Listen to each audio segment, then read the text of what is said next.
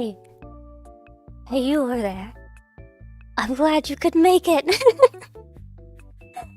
Oh, oh, how is everybody today? Let me come up a little bit over here. How are you? This is Akira Toja, but you can also call me Mar. And today, it's movie night. Math. So, whether you're watching right now, we're time traveling from the future. You're coming back to the VOD. Welcome in, welcome in. As always, I hope you have a good time. And yeah, Dan and you, welcome in too. Now, you may be asking yourself, Mar, why are you in the hole? And to that I say, it's not a momentous occasion, I won't say. It's a little bit of a special occasion, though, I think. It is the very first watch-along on this channel. I thought we should do something special for that.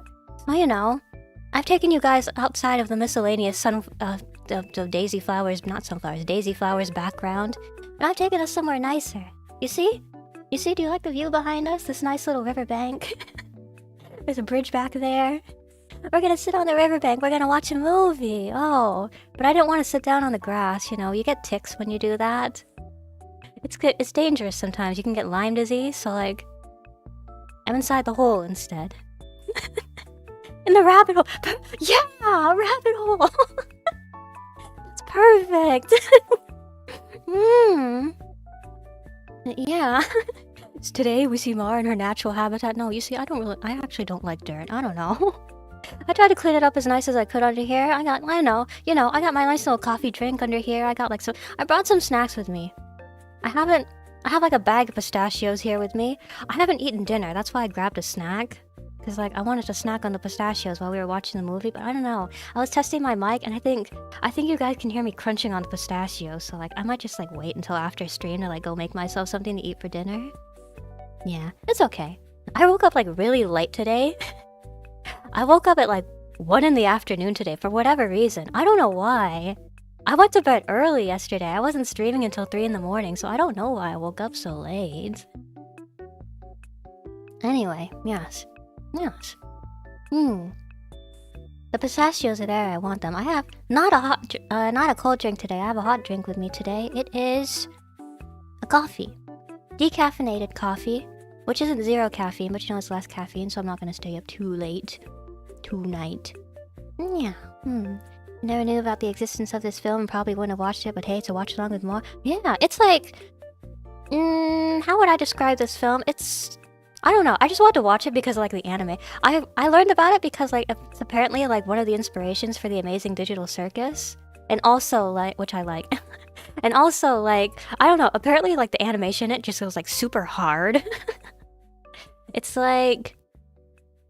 Apparently at the point in the 70s where it was made, like a lot of studios were like starting to move away, like non-Disney, like non-like Hollywood, like big budget animation studios at least were starting to move away from that whole like super artful, super cinematic, 24 frames per second kind of animation efforts. And so like with the scope and the budget that this film was on, apparently it's like super special that like turned out how it turned out.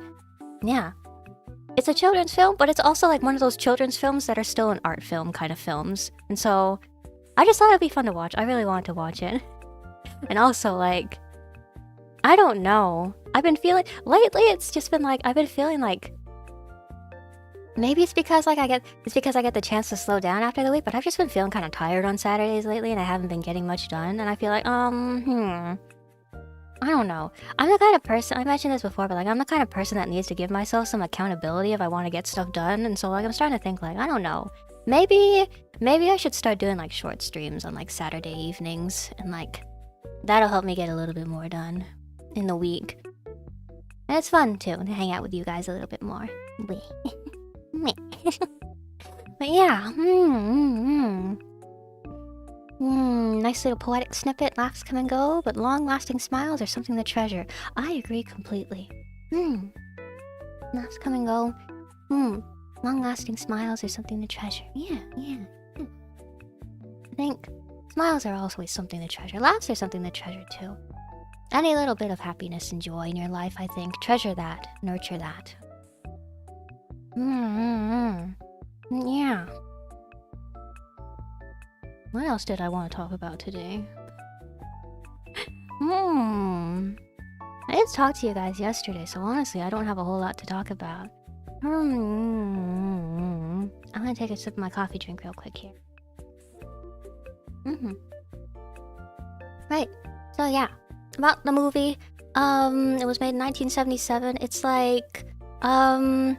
like one of those movies that kind of mixes like live action and like animation. It's not like Who Framed Roger Rabbit kind of style. It's more like they do. I think it's more like they do like the live action portions and then they do like the animated portions. So yes, that's that.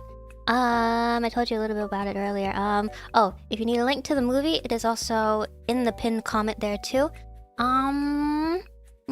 It's been about 10 minutes of yapping, so why don't we just go ahead and get started? Oh, I guess it's 3 minutes of loading screen, 7 minutes of yapping. But yeah, why don't we go ahead and get started? I'd like... Oh yeah. Put this up. Because we are starting the movie watching. Turn this down. Because we are starting the movie watching. Okay. Everybody got the movie up? Everybody got it up? Let me get the movie up too. Okay. And then let me make sure real quick. Okay, I don't have my desktop sound on, so that's all good. Okay. Okay. Ready? Ready? Ready? And we're live. 5, 4, 3, 2, 1. Yeah!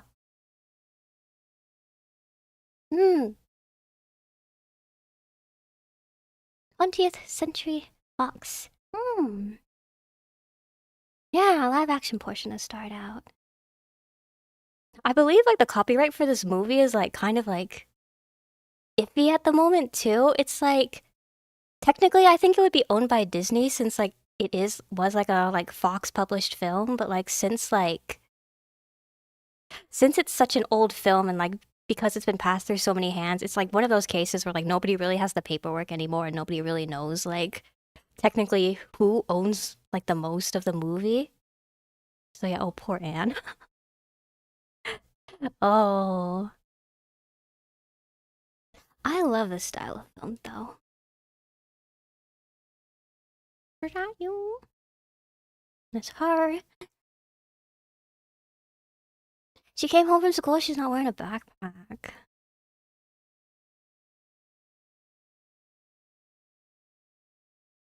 gonna full screen the movie. Yeah. Marcella's room. Members only. Her room is so cute. I love the wallpaper.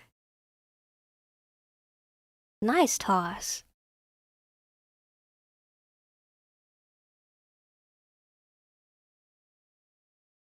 I love the style of all the toys in her room. I wonder if those were made like specifically for the film or if that's something that like they like scoured like thrift shops and stuff for.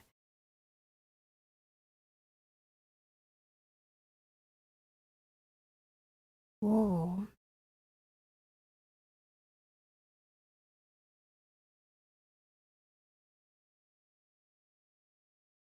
You know what that reminds me? That reminds me of like a while back. I remember like there was like this little like movement kind of like I saw a lot of VTubers like doing like these fake kind of like Rankin Bass, I think it was, style like pseudo stop motion um animations for various projects of theirs. The Bob's America. Oh, that's cute. But yeah, you know, like Rankin Bass, like the company that made like the stop motion like Christmas movies and all of those, like mm, like Little Drummer Boy and like the Kris Kringle one and all those. It's a similar style, I think. The animation is so cute. Oh.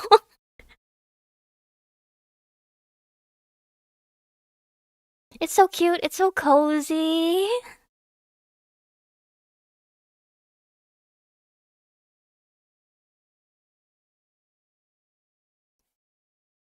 Ooh, stop motion is not no stop motion is so hot. I think I watched like a little like making of like documentary once for like Leica Studios uploads a lot of like production like videos on their YouTube channel. It's like I don't know if I watched it from there or it was like something I watched on like a DVD that I own for one of their films, but like something about like starting like doing stop motion, like something about like if you mess up like one little like one picture in a cut, you have to like start the entire thing all over again, even if you've already taken like hundreds of photos. It's just like, oh my God. And they like show off like all of like the different like faceplates they have for like the stop motion dolls, all the different clothes, and they like go through like all the like the selection process for like choosing like what was it like materials for fabrics and stuff, and like having to think about like the weave and like the size of the stitchings and all that because everything's on a different scale. There's so much effort that goes into like all forms of animation. I love it. Raggedy Ann.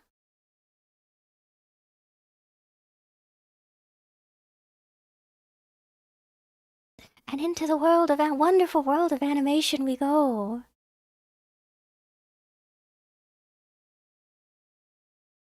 Hmm.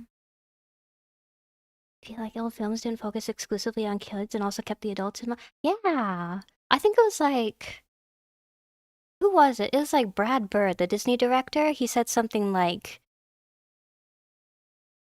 he's talked about like making films that are just like good films and not like that just happen to be aimed towards kids and not like good films like where the primary purpose is aiming them towards kids. Ooh.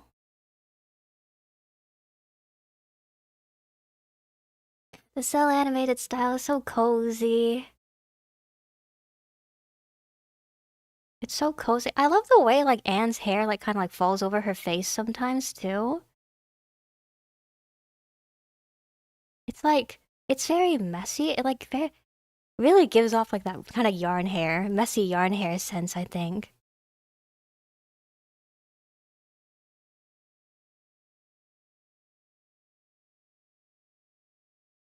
It's the musical. It's the musical number.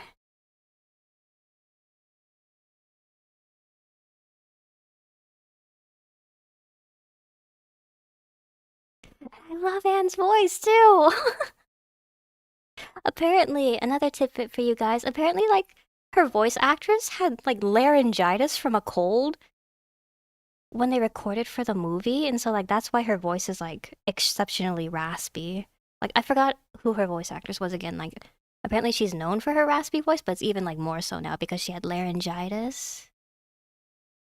But I think it really works, like having her be like a kind of like, kind of like a floppy kind of clumsy homegirl kind of ragdoll girl. It makes her even cuter, I think. Hmm. Can you just say the transition from IR Raggedy Ann to animated Anne was phenomenal? It was! It was so good! Like the overlay from like real Anne to animated Anne. Are we still in the 109? Is the timer not going? Wait. Timer should be at 6:39 right now. 6:42 now, yeah. The timer on the screen.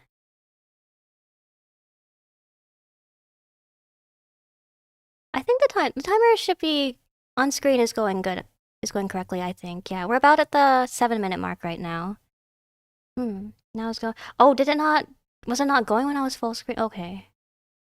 I don't think I can full screen the movie then. Sorry about that.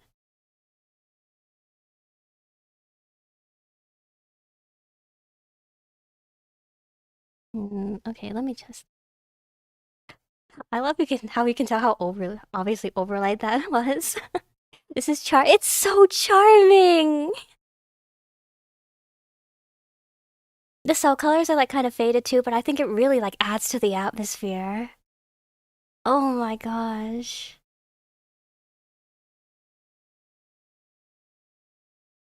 I feel like everybody's movements have like so much like character to them too. I was looking over the Wikipedia page a little bit before like stream, and apparently like every single character has their own like dedicated animator. And I think like that really works in like the in favor of the film. It really like it really makes everybody's movements like really distinct. Frank, welcome in too. Hello, we're watching a movie. The link is in the pinned comment if you If you want to watch along.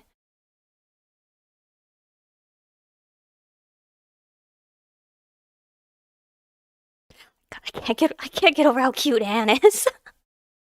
I don't know, like Western cartoons, a lot of the time I feel like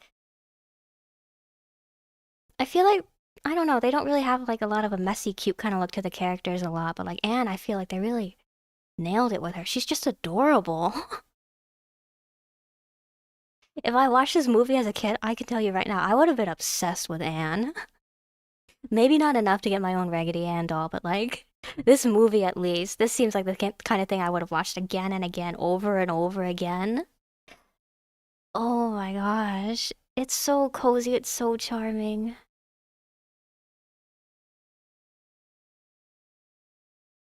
Hmm. No, it's sprouted feet. Okay, let me test something. Okay.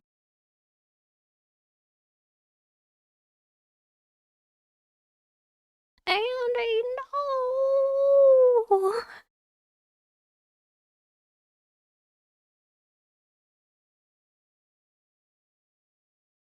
I really appreciate it when like there's a whole bunch of like motion going on all at once in an animated movie on screen.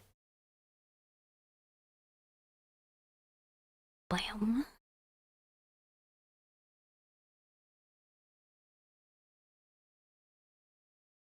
There's a lot of like miscellaneous actions in the background too, like Anne like putting her hands over her mouth like that, and like people just like kind of like moving around back and forth in the background. I really love that. I really love just like miscellaneous character acting that like objectively doesn't need to be there, but like it really adds to the atmosphere of things, I think.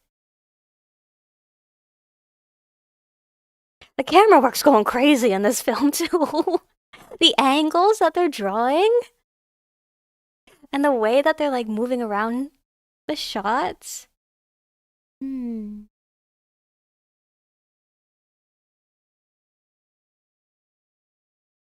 You can do it, Anne.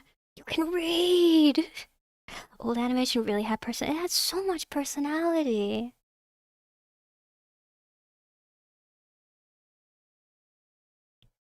Andy's so sassy.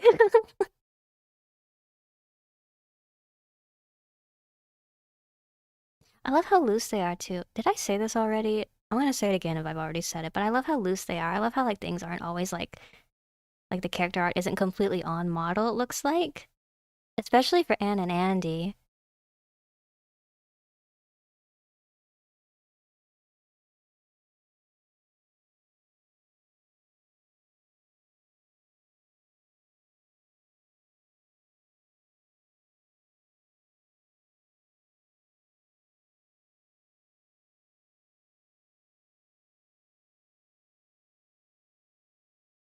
It's one whole shot. Oh, one whole cut. I love like the panning background, like going so far on that cut.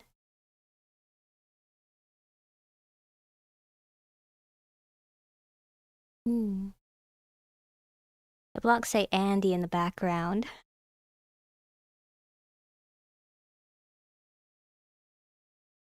The blocks in the background when he's talking about being squashed up and stuff, they say ow.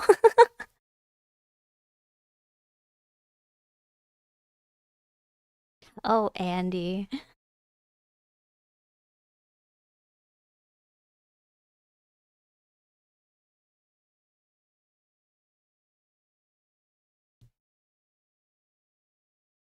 Andy saying, I don't like the tea parties. I don't like dancing. Everybody's saying, oh, you're crazy, Andy. It's like, I feel like they did a really good job like writing everybody's characters too. We're not too far in the movie, I know, but like, I don't know. I feel like characters like Andy, that whole kind of like, ew, girls, ew, cooties kind of characters, like, it's easy to make them annoying, but like Andy, I feel like, I don't know, he's already coming across as rather charming to me. Hmm. Andy the rebel. Andy's getting his entire music number about how much of a rebel he is. Oh, artifacts on the screen. I see that yellow line. The blocks say boy in the background. There's so much attention to detail in this film.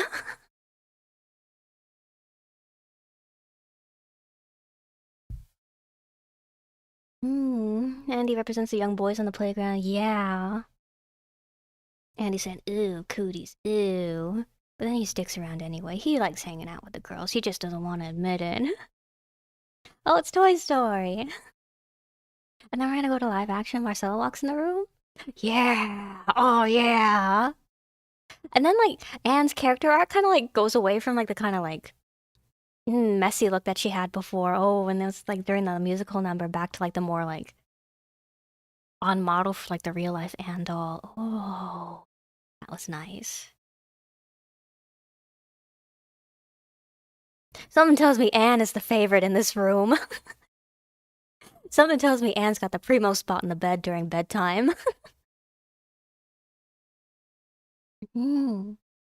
I had a doll, an American Girl doll that was kind of like that when I was a kid. It didn't have like the bonnet and stuff like that. It was more just like a kind of like. Hmm. It was that kind of style of like that kind of style of doll, except like it wasn't like in a princess dress or anything like that. It was just like kind of like in just like t-shirt girl clothes, kind of American Girls, those kinds of dolls.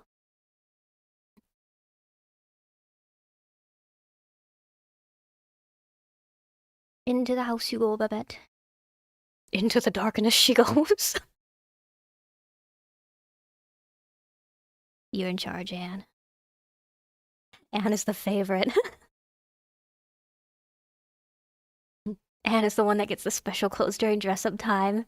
Anne gets the special place at the tea party table.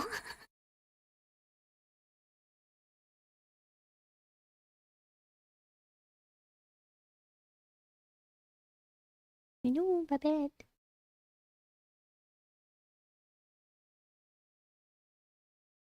Oh wait, I think the timer stop again.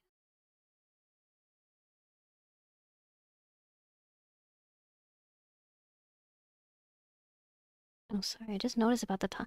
I guess I can't have it full screen for too long, or it's. Hmm.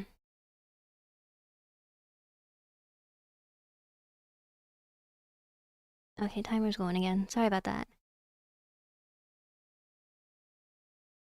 Oh, Babette, be nice to everybody.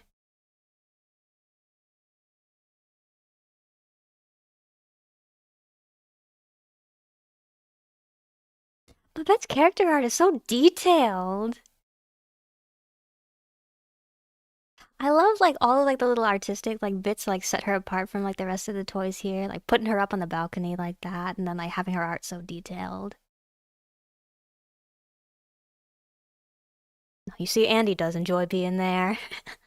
He likes it. He's just being edgy.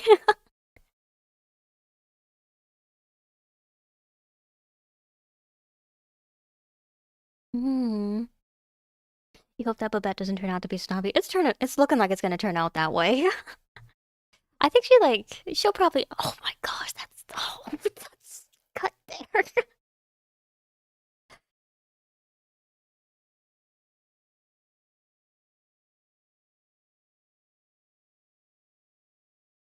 Anne is such a sweetheart.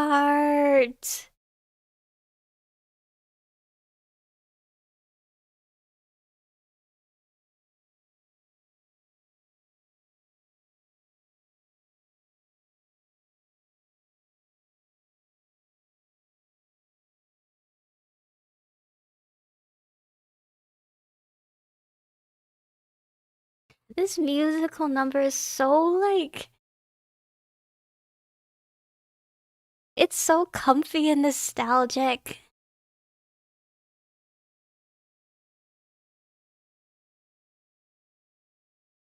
And Anne's like constant like messing with her hair too.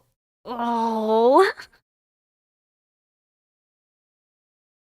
Everything she does just screams like adorable sweetheart.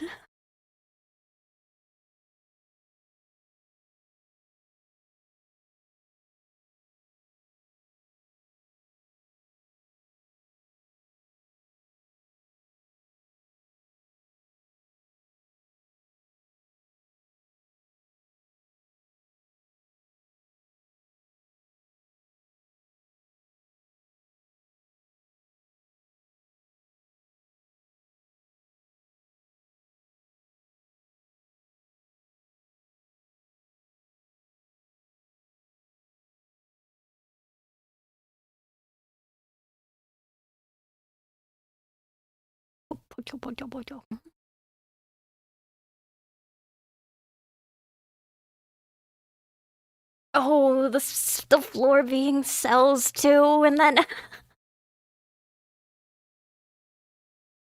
there's nothing quite like a good dance scene in an animated movie, I think. Oh.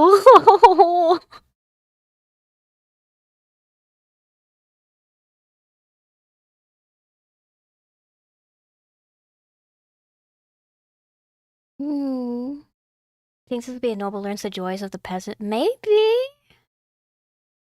Hmm.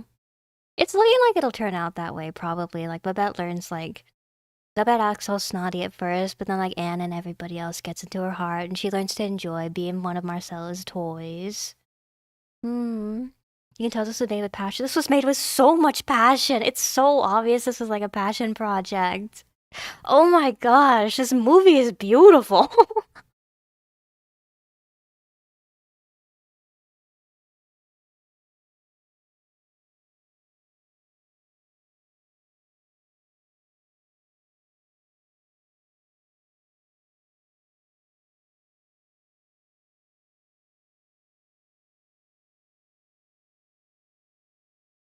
And, like, the difference between, like, the sharpness of, like, Babette's movements compared to, like, the stuffed animals and, like, Raggedy Ann, Raggedy Andy.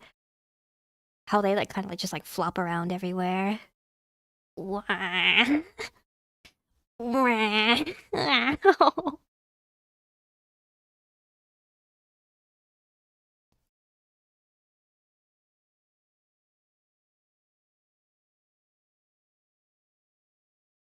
Oh, Babette, so dramatic, Babette. I would really like to see, like, the transition between, like, Babette's, like, animated form and her real life form on screen. Because there's quite the difference between the two. Goodbye, Babette. Eyeball. That was... Hmm. The transition was cool. Look at that. Look at that. Me pointing out the animation tidbits that I like in this movie to you guys. Look at that, look at that.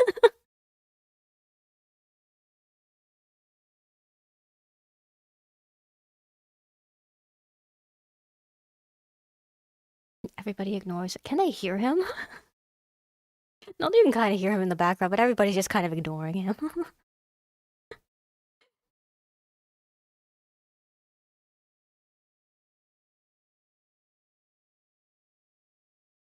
Truly a love that can never be. Stuck in the snow globe forever, pirate man.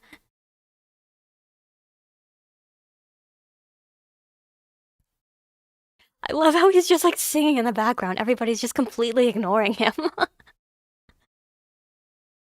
Everybody going like, oh, there he goes again. You don't even have Babette, the new girl, going like, what's that guy doing? Like, everybody is truly just ignoring him.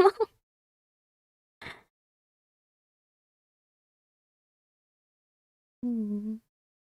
Ooh. Nice perspective.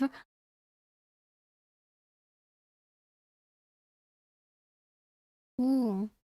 You're freaking out the cuckoo clock, man.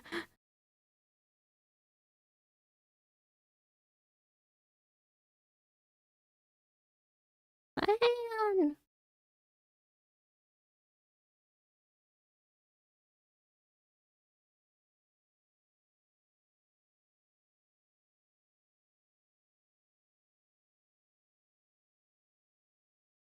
Or maybe their hearing just isn't so good. I don't know.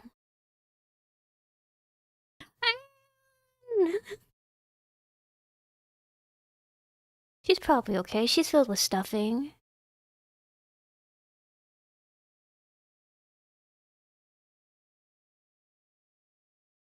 She's thinking. She's thinking. She's wrinkling that brain of hers. Wait, is my model? Okay, no, it is.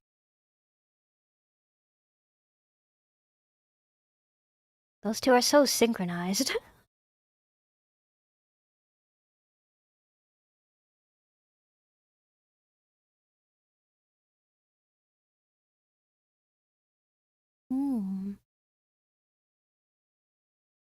Has Anne chosen violence? Are we going to smash the snow globe? Oh my god, the perspective angles. They're a little bit they're a little bit exaggerated at times, but I really like that. Okay, no, we haven't chosen smash the snow globe route. This is definitely passion. No amount of money alone could do it. Yeah. Honestly, people like to talk about like budget and animated films and like anime and stuff, but like it only gets you so far. I feel like given the time necessary and like subject matter that they enjoy enough, most animators will choose to do a good job. I feel like money is like honestly like you could rank it a little bit lower if you're talking about quality of animations. Definitely time and passion are the most important. Who's the lights? Marcel's gonna walk into her room, it's gonna be dark, she's gonna be going, what's going on in here? You're gonna make her scared. Should you be doing that as one of her toys? Think about her for a moment.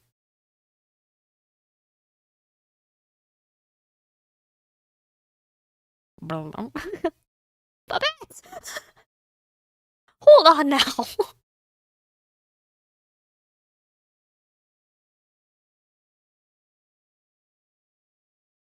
Ah. Ah.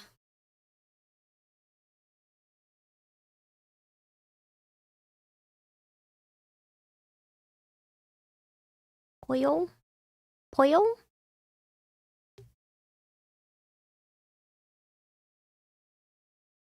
Nobody's doing anything. Everybody's just sort of watching this go down. Bye, Captain.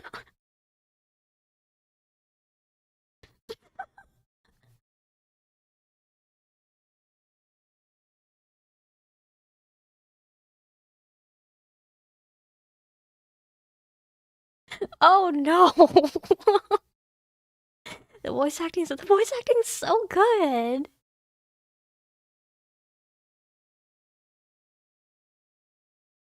No concern for Babette. They're more concerned that like Marcel doesn't have a birthday present anymore. Anne is worried about Babette though. Okay, that's good.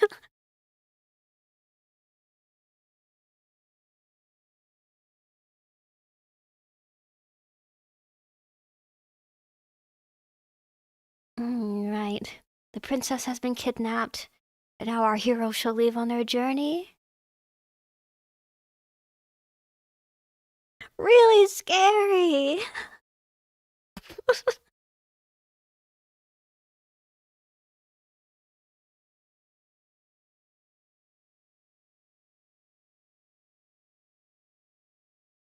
It's a lot less outwardly wacky, but I'm also definitely seeing like the inspirations for the amazing digital circus as well. Mm. Right. I'll be back soon, Anne. Andy.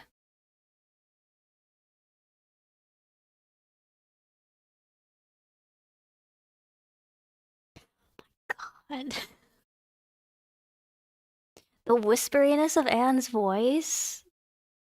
It works so well to make her sound just like so like, oh my gosh. There he goes. Whoa. How are they gonna get back up? Is it just gonna be like one of those kinds of like they ring the window or ring the doorbell and then like Marcel will find them with Babette at the end of the movie? Oh, Anne.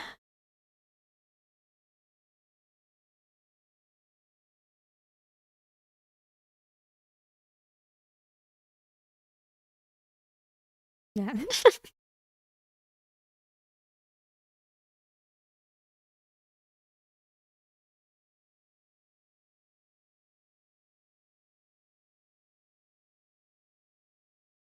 You love Anne's voice. Anne's voice is so good. Like I feel bad about her voice actress having laryngitis, but like also just such a good sound for the film. I'm very glad though that she also didn't like permanently mess up her voice acting for this film though. I also want to say that.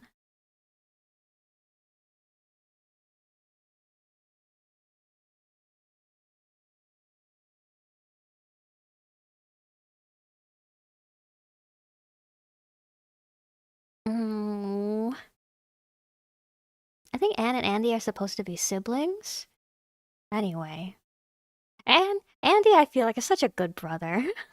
They're such a good brother-sister duo. They're so close. I love a good, healthy sibling relationship in a movie.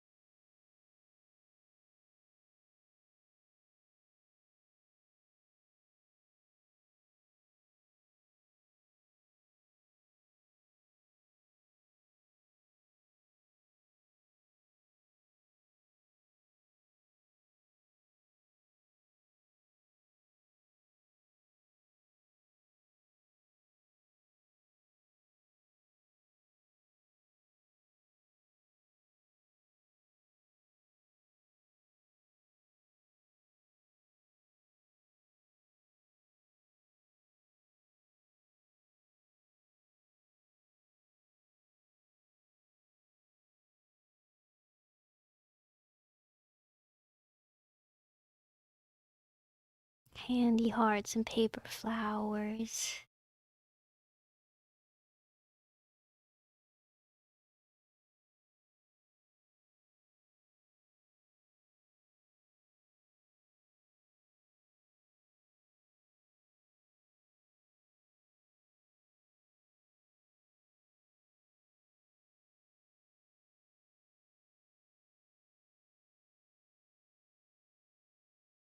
All the time, man, all the time.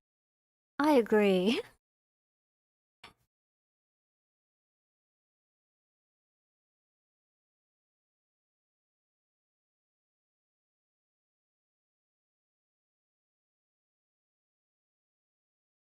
Little presents that you get to people, little knickknacks you get from your friends, and then you put them in your bag and you carry them around everywhere. Little pieces of jewelry that you get from your parents, then you wear them around everywhere. It's nice to have little good luck trinkets, I think. Hmm. These are the good lessons kids and adults should be learning. Good for everybody! I feel like it's good for kids because like they would be like in a position where they're learning it for the first time. And then adults, I feel like it should feel like comfy cozy because they should theoretically should be in a position where they've already learned these lessons, and so like they'll look at it and they'll feel like warm and fuzzy on the inside because they'll think of like their special thing that they carry around to feel all comfy cozy. Comfy cozy with the warm like orange and yellow color scheme. Oh. Gratitude for kindness. Yeah. Gratitude for kindness and like a reminder of like people's love being with you always. A reminder of like the love that you'll be going home to at the end of the day too, and that you'll be waking up to in the mornings.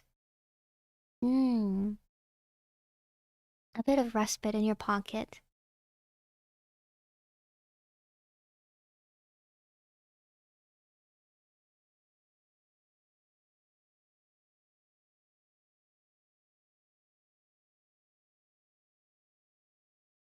Such a big, wide world. I love wide shots like this.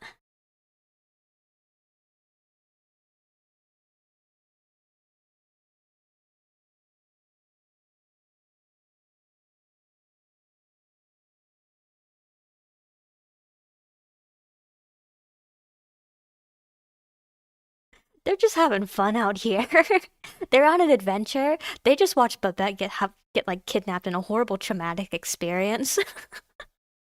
And they're just kind of like, they're just kind of like moseying after her and just like, all right, well, we should go get her. You love how it's not perfect singing and that gives it, yeah, like both like the singing and like the animation, like the character art I mean, as I was mentioning earlier, being like a little bit off model at times, being like a little like not over exaggerated, but just like exaggerated at times. It really works in favor of the film, I think. It's a beautiful movie. Oh, it really is. What's that?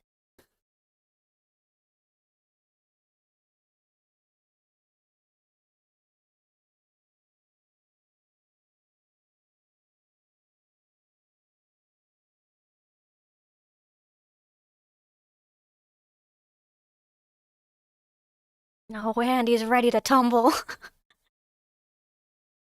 Andy's rough and ready to rumble. I feel like a lot of the time, like characters like Andy too, is like they act tough, but they're actually a coward kind of characters. So it's nice to also see that Andy's like willing to like actually put his money where his mouth is and protect Anne when push comes to shove. Hmm.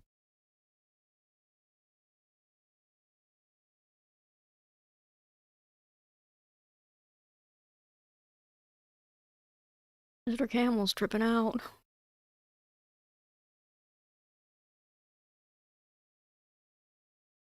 No.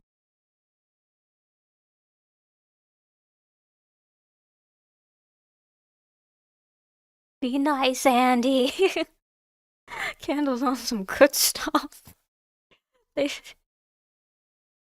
they sobered him up, but now he's upset.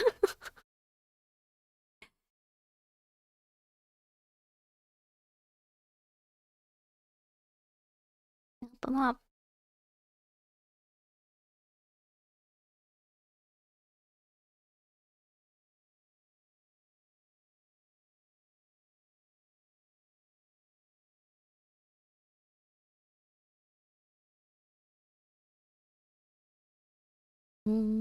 Real things. All the grandparents watching this were like, every. What about the trip?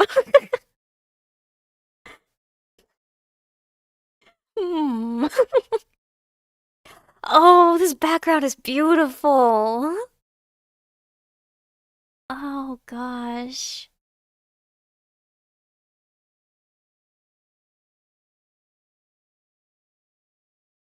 I wonder. I wonder what the technique for the sparkles was. I wonder if they like had it like had like the cell in front of a light box and like punched holes in the back to like do the twinklings. I know they do stuff like that sometimes. It'd be really cool if that's how they did it.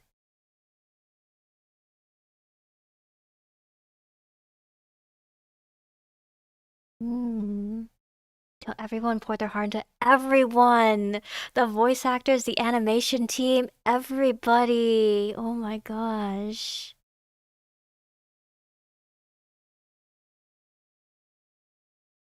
It's all right, Mr. Camel. Oh.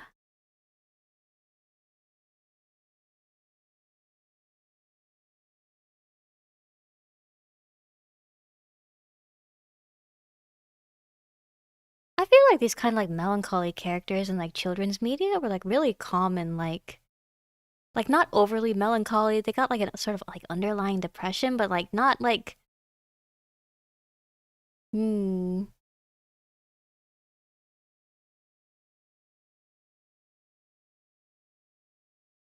just like I don't want.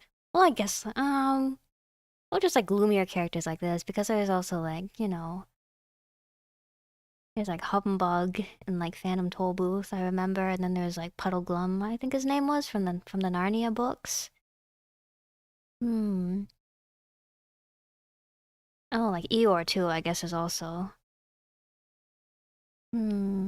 a character like this. Feel like I feel like when you have like gloomy characters like this too, they end up being like sarcastic a lot of the time. Hmm.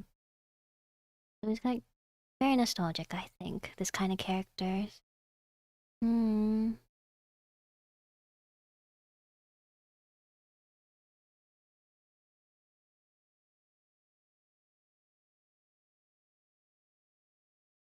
No. How did he get out here?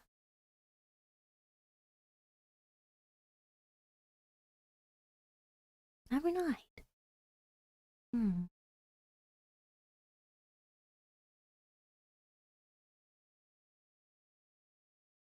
No, no, is it a Jessie Toy Story kind of kind of deal? No, it wasn't a Jessie's Toy Story kind of deal. It was the oh no. It was the you don't need this old thing kind of deal. No.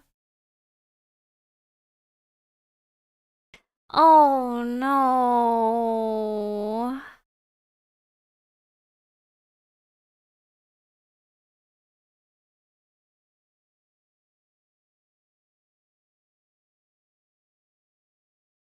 Stepping and dancing.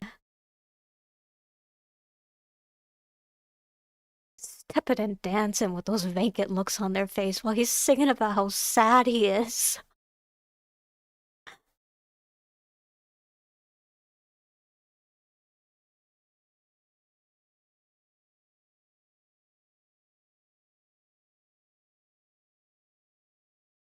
Gosh, I can't get over how beautiful the star backgrounds are.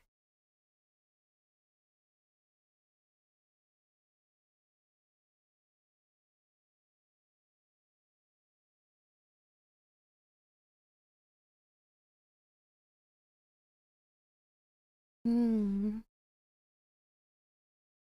Wasn't scared to tell how it is? Not at all.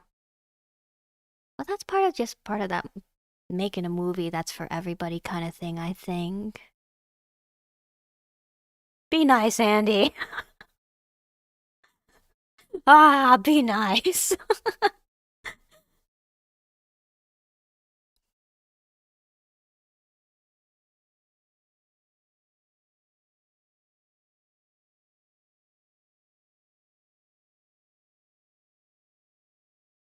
Oh no, I'm worried about him. Camel's not doing so well. He's back on the. I think he might be a little too sad. I think. I think he might need an intervention. Oh no. I think he's been a little bit too sad for a little too long. Uh,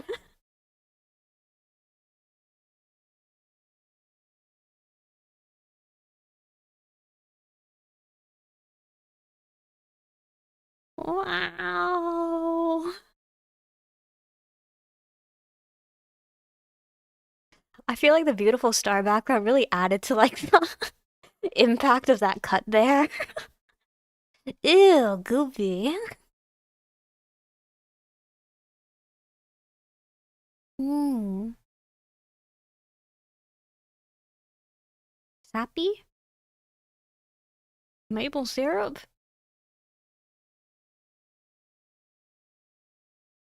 Hmm.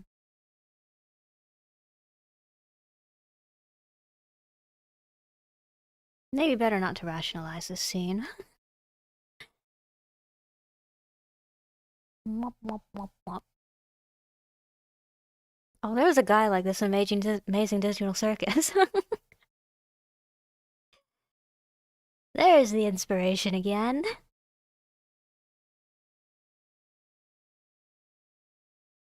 Nothing quite like a glorp dude.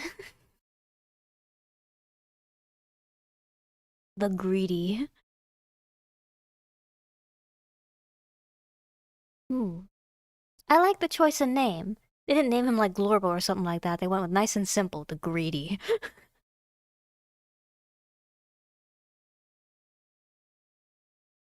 It makes it seem like he's not silly. It makes it seem like he's dangerous.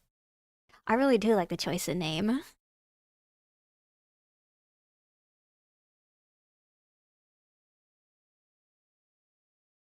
Hmm.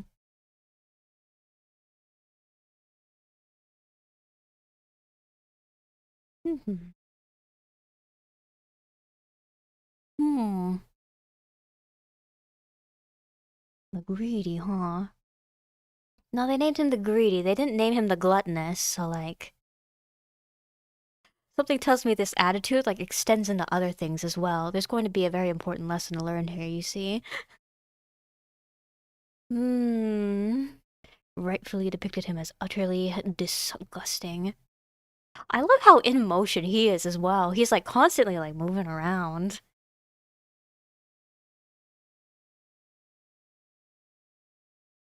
He's always like bubbling and burbling and gurgling and farting. It's just like, oh my gosh, stay still for a second. Oh, I love the artistic choices in this film.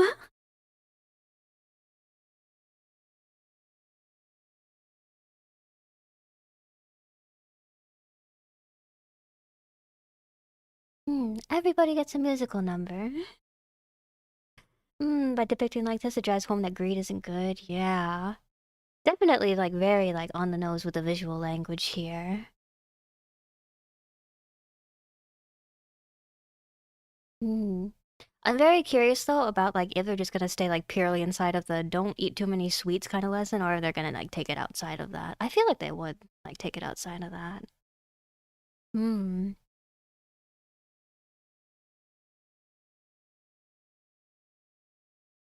Turning it red like that again, being very on the nose with the visual language.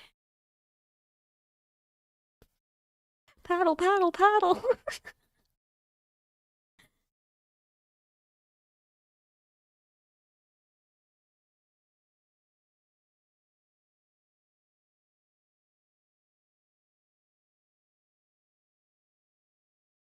Hmm. You're only seeing good messages delivered here, yeah.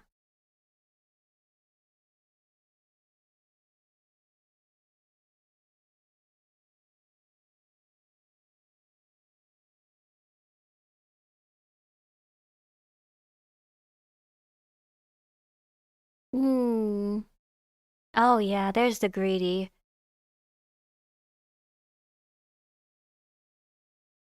In his friendships, in his relationships, in his eating habits, all throughout his life.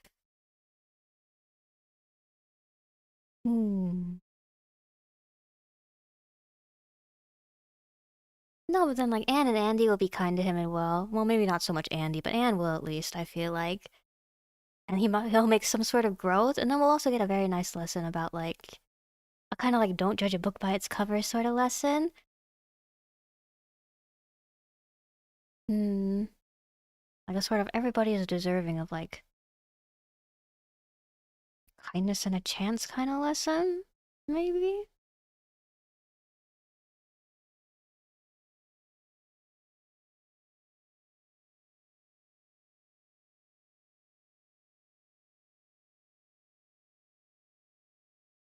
So you know how like last stream I was telling you guys about how I've been watching like a lot of like indie animations and thesis films lately?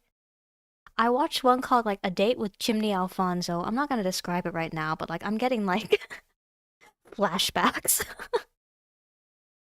You guys can go look it up and watch it on your own time if you want. It's giving me very similar vibes.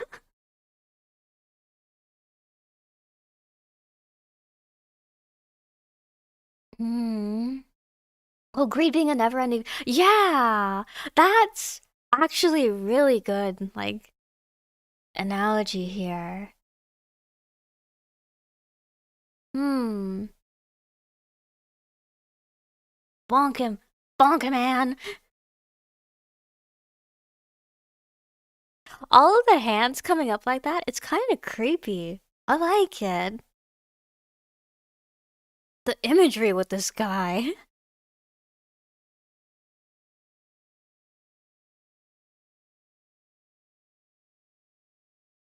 Okay, just purely a villain with this guy then, I see.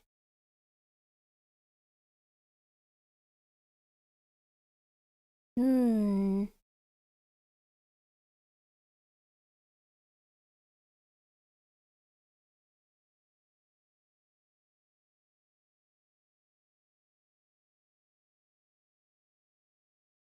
Yeah. Hmm.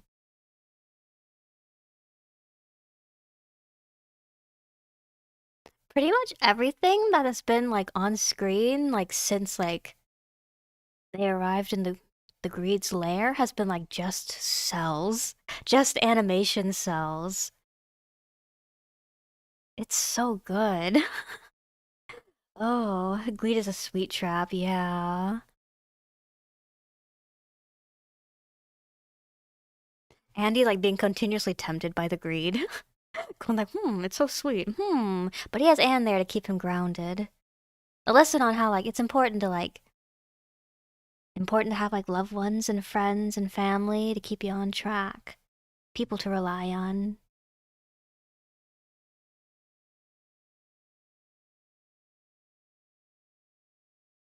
And he's still alive. They don't completely get rid of him, so the greed never completely goes away. But you know, you can manage it. You can control it. Reminds you of the doldrums. It is kind of like the doldrums, isn't it? It's like the doldrums. It's like, I keep thinking of Puddle Glum from the Narnia books. It's like Puddle Glum was just like generally like kind of like gloomy. I feel like he didn't like there wasn't like any kind of like depressed. Well, I guess there was in like Silverchair, that Narnia book with like the underground place. Hmm. Do you want a tidbit about the Narnia books? Apparently, like each Narnia book is like based around like so like each of the planets has like a kind of like connection to like has like a sort of like philosophical meaning to it. Like in terms of like I think it was like well yeah, just being like connected to like certain like gods and goddesses in terms of like Greek and like um Roman mythology and like C.S. Lewis was super into that. And like the Silver Chair is based on like its planetary like hmm planetary theme was like what was it? It was like it was either Saturn or no, Plumbum. It was what was it? What planet is like associated with lead? It was either Saturn or Pluto, I think. Yeah. I don't know, reminds me kind of that. Just thought of it. Stick 'em up.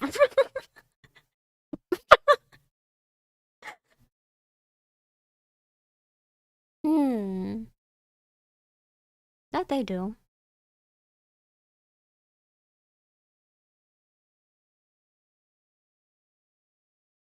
Hmm. I don't know if they want your help, sir.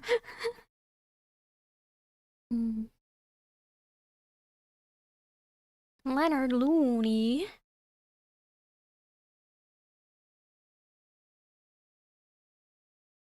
USA. USA.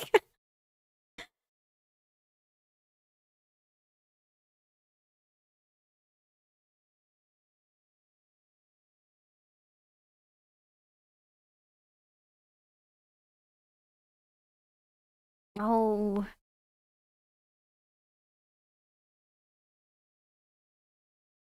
Hmm.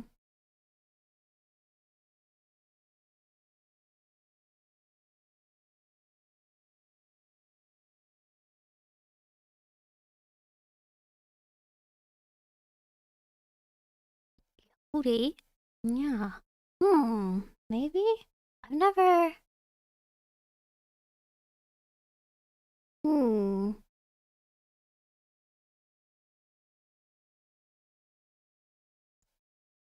Hmm. Out of the frying pan and into the fryer, I see.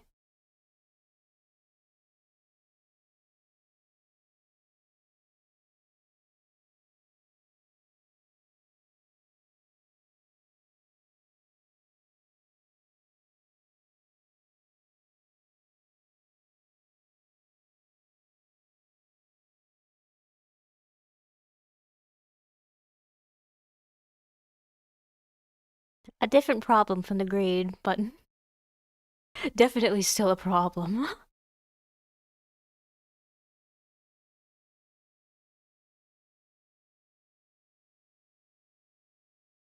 He's definitely, I think, the strongest character that we've come across in the film so far.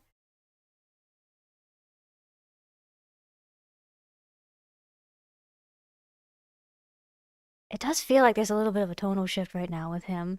Like, not overly so, but like, just because he's coming off so much stronger than all the characters we've seen so far, I think, like, ha ha ha.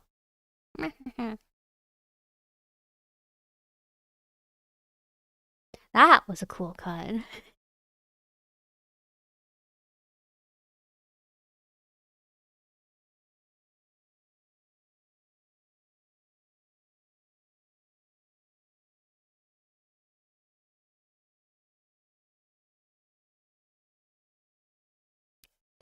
I feel like we've entered the nightmare sequence. Hmm. Teaching the young ones that practical jokes. Oh, yeah. Yeah, that's probably the main lesson was this. I was trying to like wrap my head around like what they were trying to say. I think I was getting too caught up in like the psychology. Probably should be looking at this a little bit more simply. This looks cool too. I love this. Oh, I love like accent like drawings like that where it's just like very limited colors. This looks really good.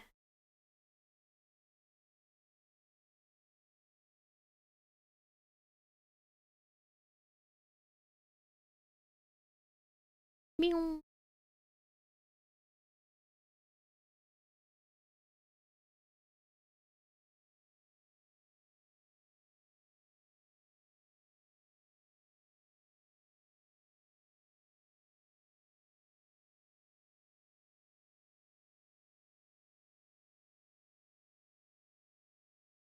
This entire movie is just like extremely like dreamlike. It's just oh my gosh, like the entire thing is just such a work of art. You think the heart of this passion is desire to teach kids lessons in a fun and engaging way? It's like, I wonder about like the very first idea for this film. I wonder where it came from because I really don't think it was like meant as like Raggedy Ann promotion. I feel like it must have come from like some sort of like at its core must have been some sort of creative idea. Hmm.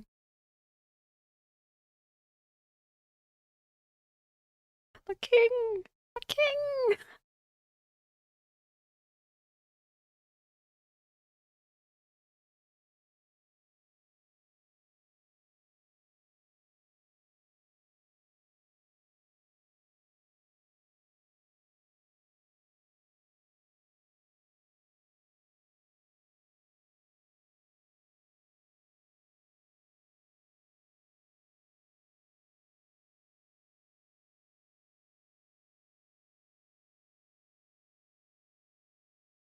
Interesting throne. Very modern.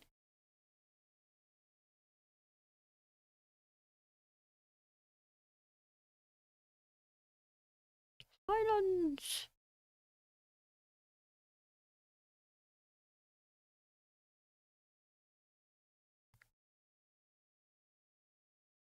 Oh, he's so tiny. Hmm. This person, she says.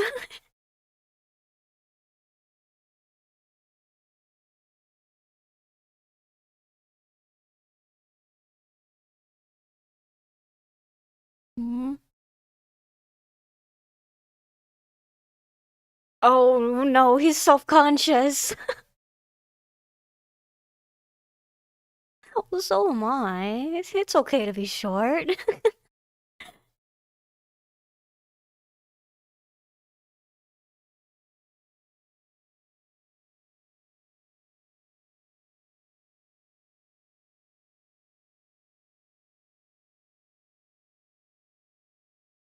Oh no, he's so bothered by it.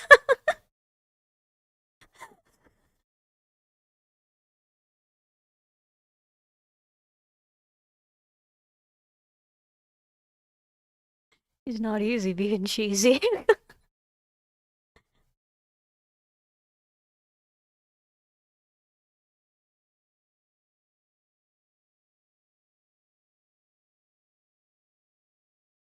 Imposter syndrome, maybe? I feel like this is more than just like I don't know, maybe it is just a lesson just like have self-confidence. Have self-confidence, believe in yourself and your achievements, but also I feel like, oh yeah, I feel like that also plays into imposter syndrome. Okay. That's what I think the lesson with this guy is.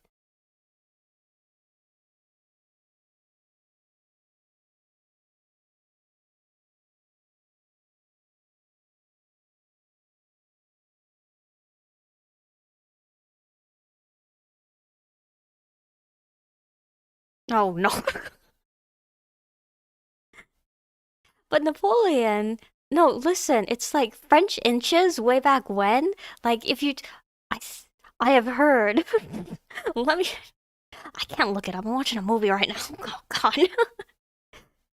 I'm making a note so I know to look up at the end of the movie how large a French, how large a French inch was way back when.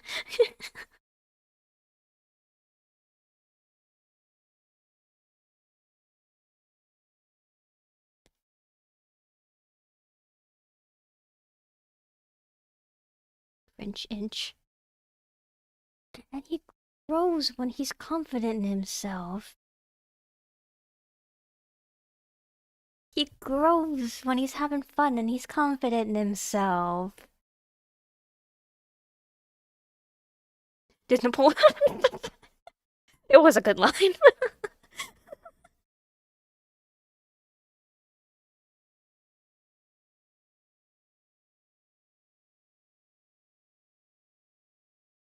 Hmm. Oh no, but it blows up his ego when he's laughing at others, though.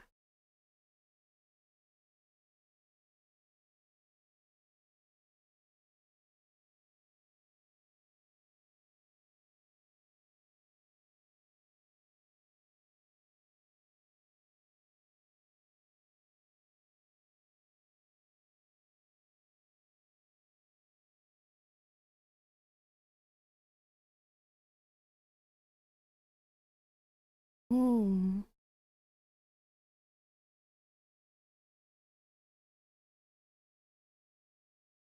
Hmm.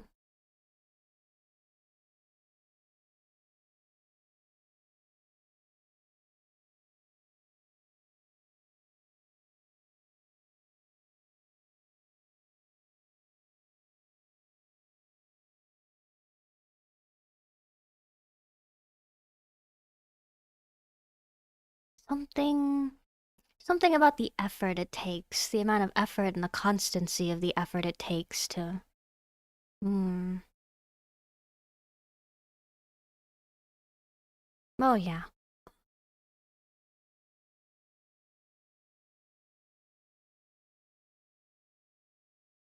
Oh yeah. Well, like the temporariness of like the biggerishness. Hmm.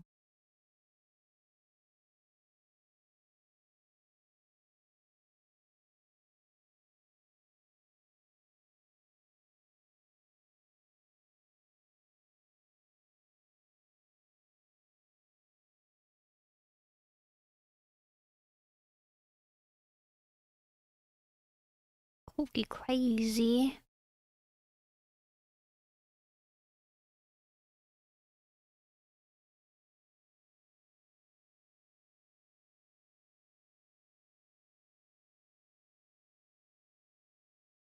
Wow. Hmm. Hmm.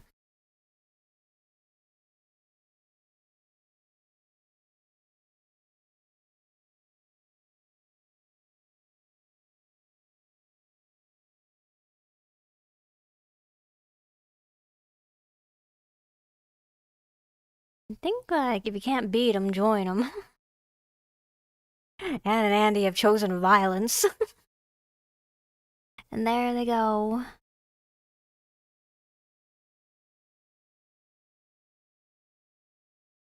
Hmm. Yep. Where's the entrance? Are they free?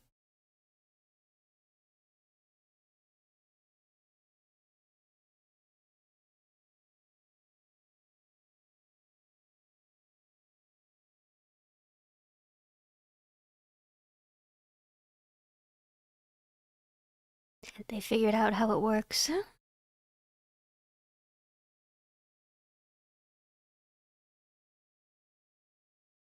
Ah, and he shrinks back down again.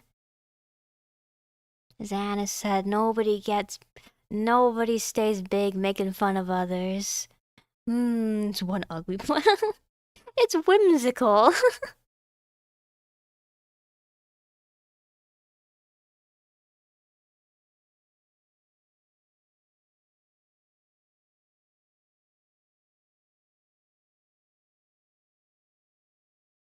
Does the king end up being the main villain of the film?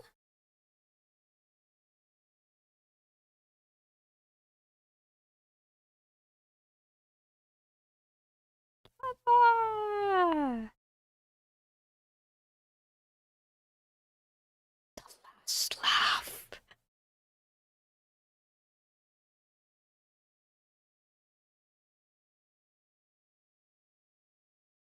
Something lessons about revenge. We get 2 lessons with this guy. Incredible.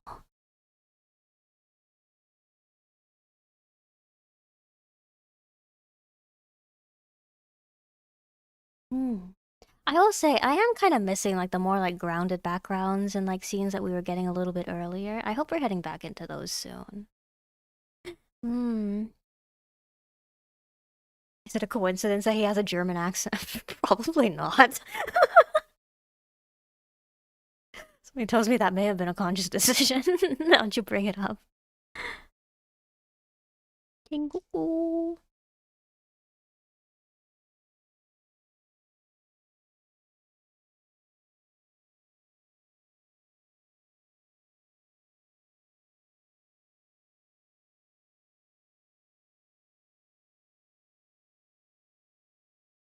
Hmm.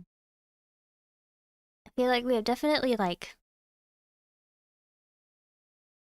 gotten more into like the children's movie territory of the film, I feel like. Hmm. I don't know. That was an interesting layout right there with the split screen between the king and the lord man over there. The plane isn't that bad. Look at it, so majestic, so oh, there's lips on the There's so much to look at here.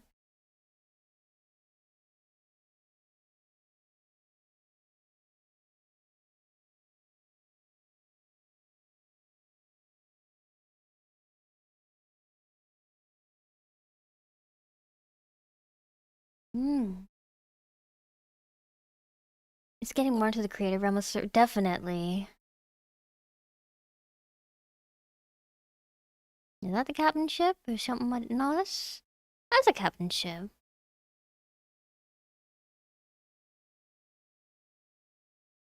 Taste. Captain Babette.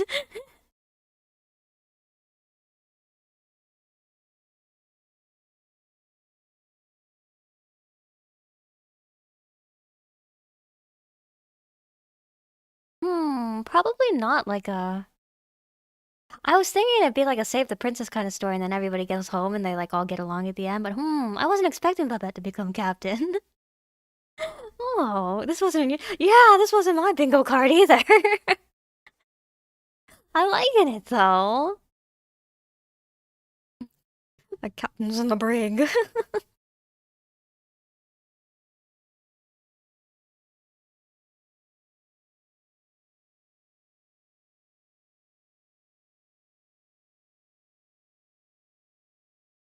Hmm.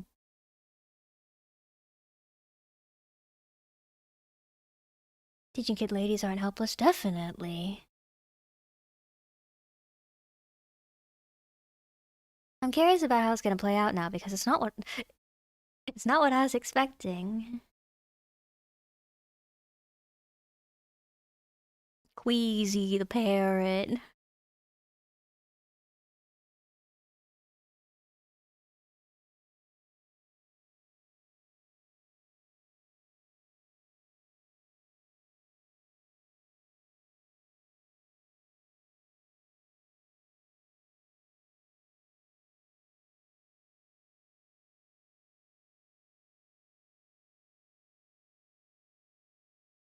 I think like the reason I was getting kind of like, I wasn't so like on board with like mm,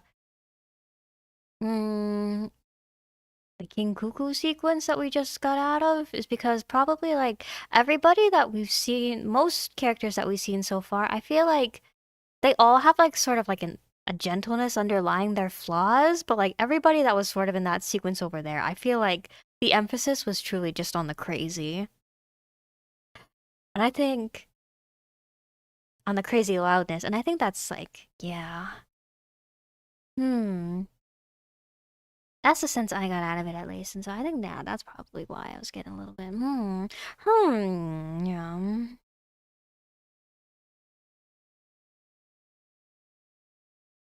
I wonder if they're gonna try to like redeem the king in any way though, and I wonder if they're gonna like add like more depth to the night. Maybe not the people, King Cuckoo's people. They're probably done with by now. Curious though, I'm curious to see how things will turn out.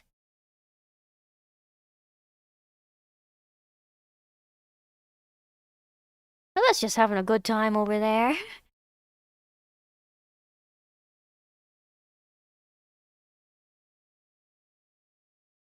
Hmm.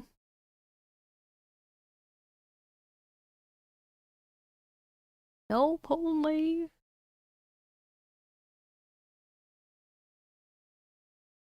Or lady, or men always hopped around ladies' fingers in the past. Raggedy Ann and Andy said, bros before. You know.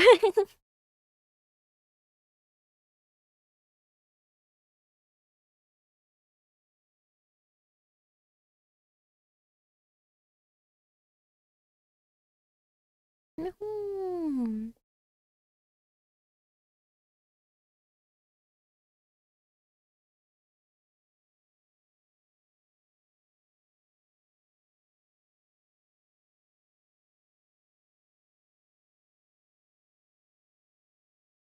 Riff raff. She's become captain, but she hasn't exactly changed, has she? Get your things, dear, she says.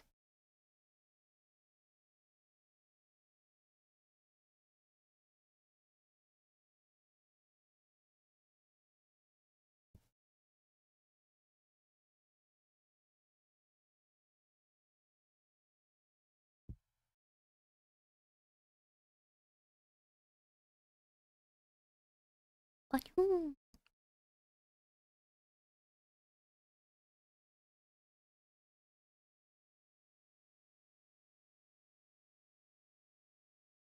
I bet to going on a power trip.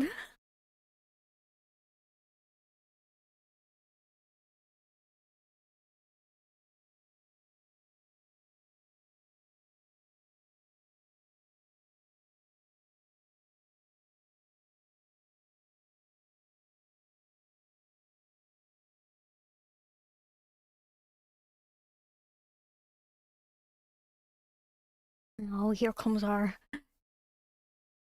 our guy.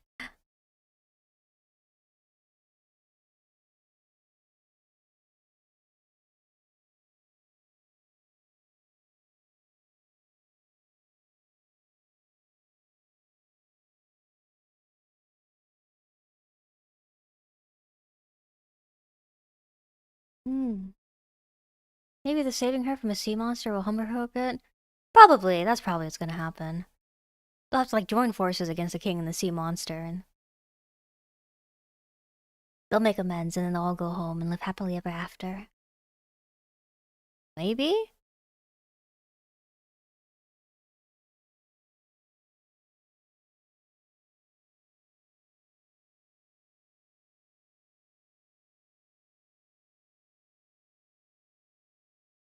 Go, Queasy, go!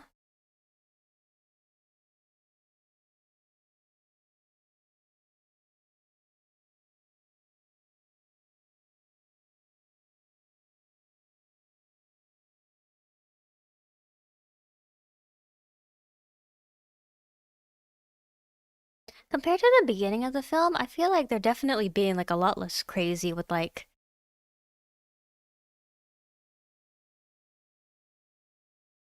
Are they being... Well...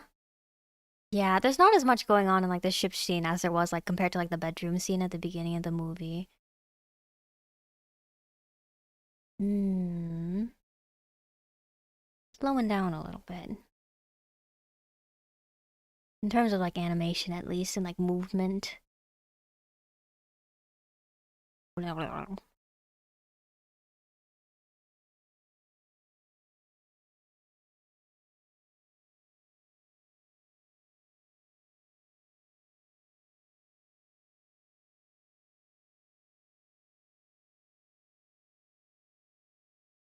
Hmm.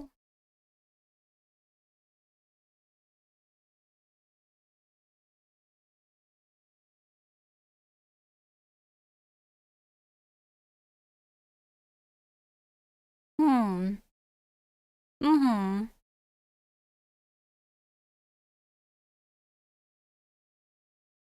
The king has some interesting hobbies, I think.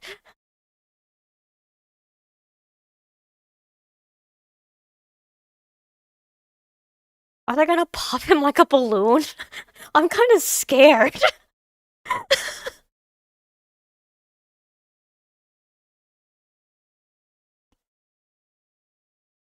Babette's going through a different kind of traumatic experience right now.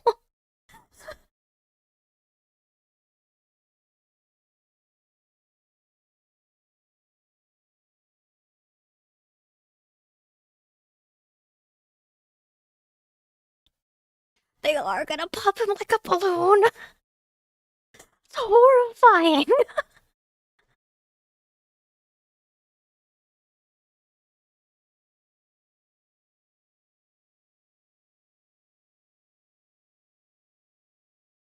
Who was shriek? Was that Anne or was that Babette that was shrieking like that? If that was Anne, that's the first time we heard her scream like that all movie.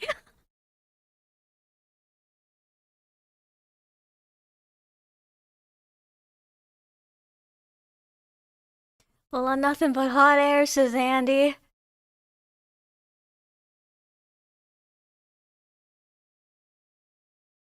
Oh no. Oh no, he's gonna pop. He's gonna pop. He's gonna blow. Seriously, the tickle for torture is a thing. I hate being like when people like run up to you and they kind of like tickle you in the sides and they say like, yeah, oh, tickling you. I hate that.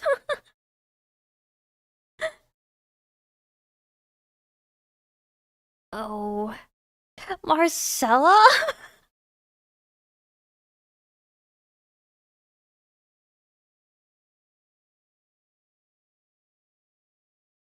They didn't make it very far, did they?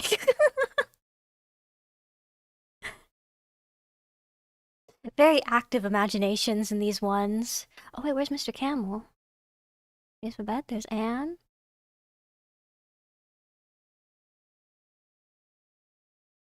Where's Andy and the camel?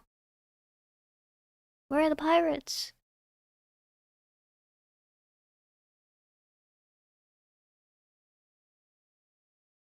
Andy!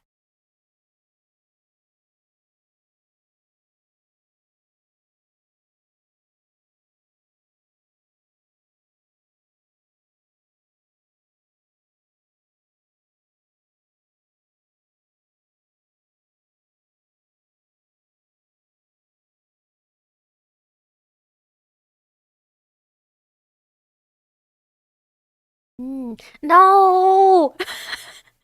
Marcella, go back! Go back, Marcella! You forgot what? No! Oh no.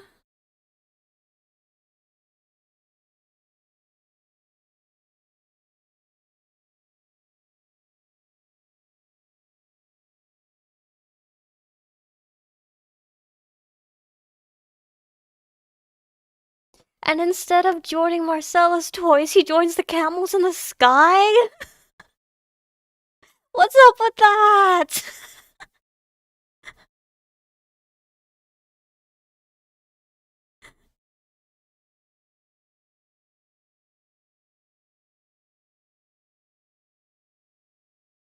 Oh no. It really isn't a happy ending for Mr. Camel.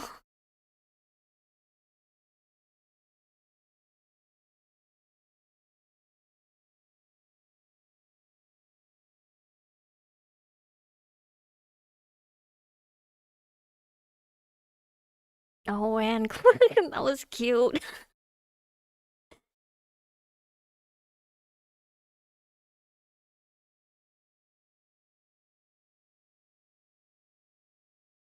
She beat him up and now they're friends?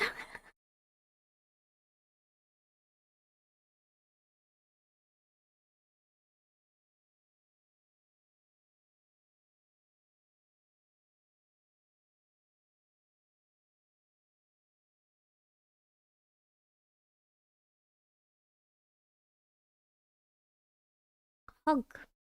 Big hug. Hmm. You can tell this was made in the 70s, definitely. I feel like there are multiple problems here that were, like, not resolved. Or, like, if they were resolved, maybe not in ideal ways. Well, everybody's, our main gang is home again. Maybe not everybody's home, but, like, Ann and Andy are home. Babette has also come home.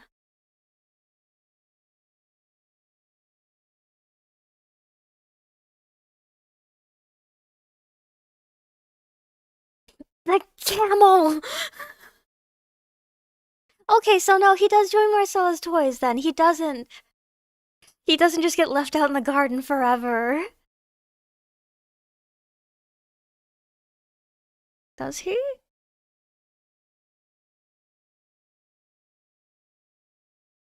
Oh, I just realized, like, the round one, she's like one of those little, like,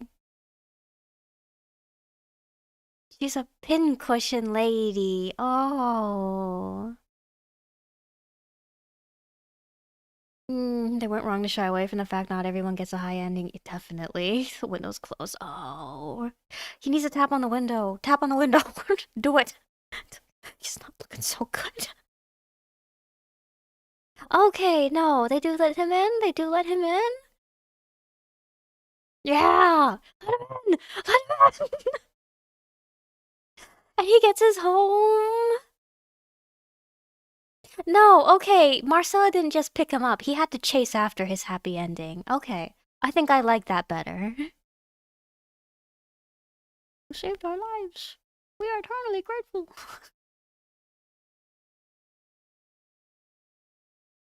Hmm. No, I like that message. You need to chase after your happy ending. You can't just like let it slip out of your fingers after it looks like you won't get it. You need to chase after it and fight for it. Hmm. Yeah, you can't wait for happiness to fall into your lap. Yeah. I definitely I definitely like this than him just getting like a easy happening with Marcelo picking him up with everybody else. This was good. Mm.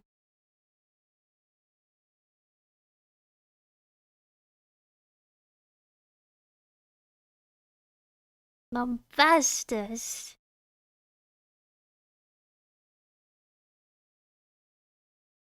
Are we gonna reprise the musical number from the beginning?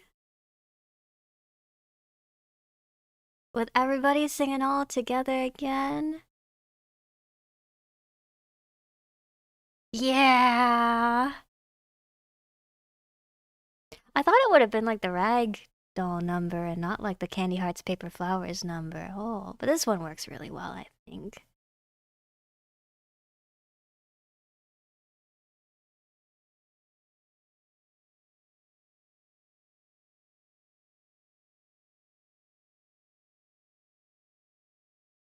Oh no! He's so happy to have a home again.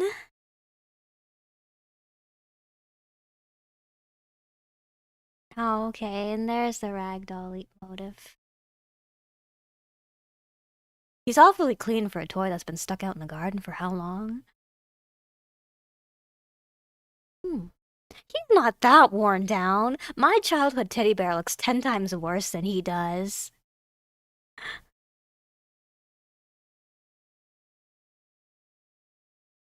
Throwing out a toy like him, he is not that worn down at all.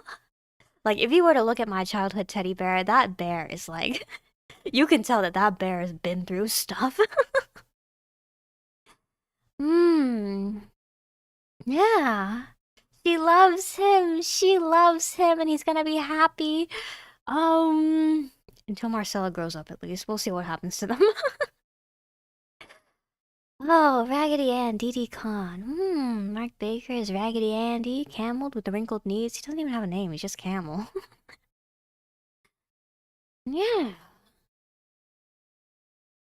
Good movie! It was a good movie. I like this a lot. Oh.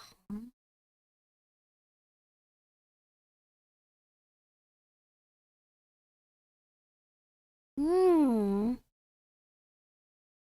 Yeah.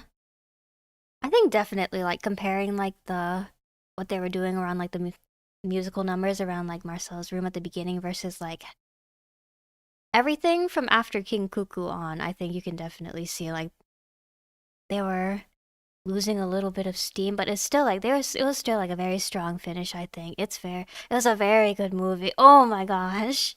I'm really glad that I finally like sat down and watched this. It's for you guys especially. This was a lot of fun. You liked it? You liked it? Thank you. Yeah, thanks for coming by and hanging around watching it with me. Rated G. Okay. So I'll go ahead pause it there. There's on the archive page, there's also like I guess like a comparison video between like the original film and like the restored film. Okay, wait, let me pause the timer too. Hmm. Yeah. You loved it too, and you think you never would have discovered it not for you? I'm glad I can introduce it to you. Yeah. I feel like in terms of what I want to do as a VTuber, I think like one of the big things I want to do is definitely share like a lot of like the lesser known media that I like with you guys and like I'll get that like more well known because there's so many art projects out there, so many passion projects, so many artful things out in the world that are like have so much put into them, so much love put into them, and I really think that they do deserve more attention. This one right here, I'm really glad that I could share it with you guys. Hmm. Oh, you just wish you knew more English. You'll learn more English as time goes by. Like, learning a language, I think, is definitely something that, like, definitely a long haul kind of thing. Yeah, just keep exposing yourself to new words, new situations and stuff, and, like, the fluency comes. The vocabulary will be built up over time. Yeah. What is the... I believe, like,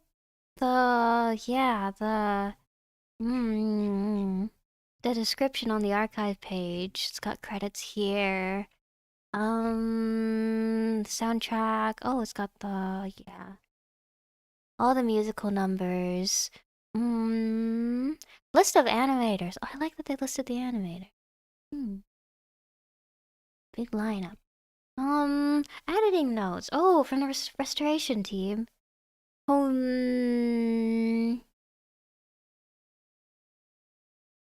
did they use like a VHS tape for this? Or like, do they actually have like original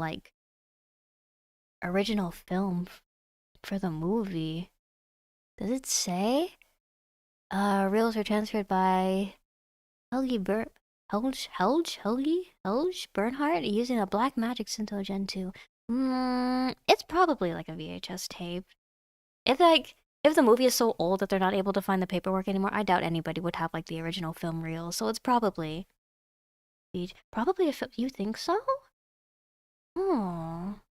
Well, I don't know. Maybe it's actually like original film. Oh no, they would have shown it in theaters, so there would be like film reels out there in the wild, wouldn't there? So they must, yeah, it must have been a film reel. Oh, I love like little like passion project restoration projects like this too, where like people that take like a super old media and just like try their best to like restore it, make it look all nice and good again because like, honest, nobody else is gonna do it. They took the film reel, transferred. Oh, is that what they did? Okay, I should like actually read this.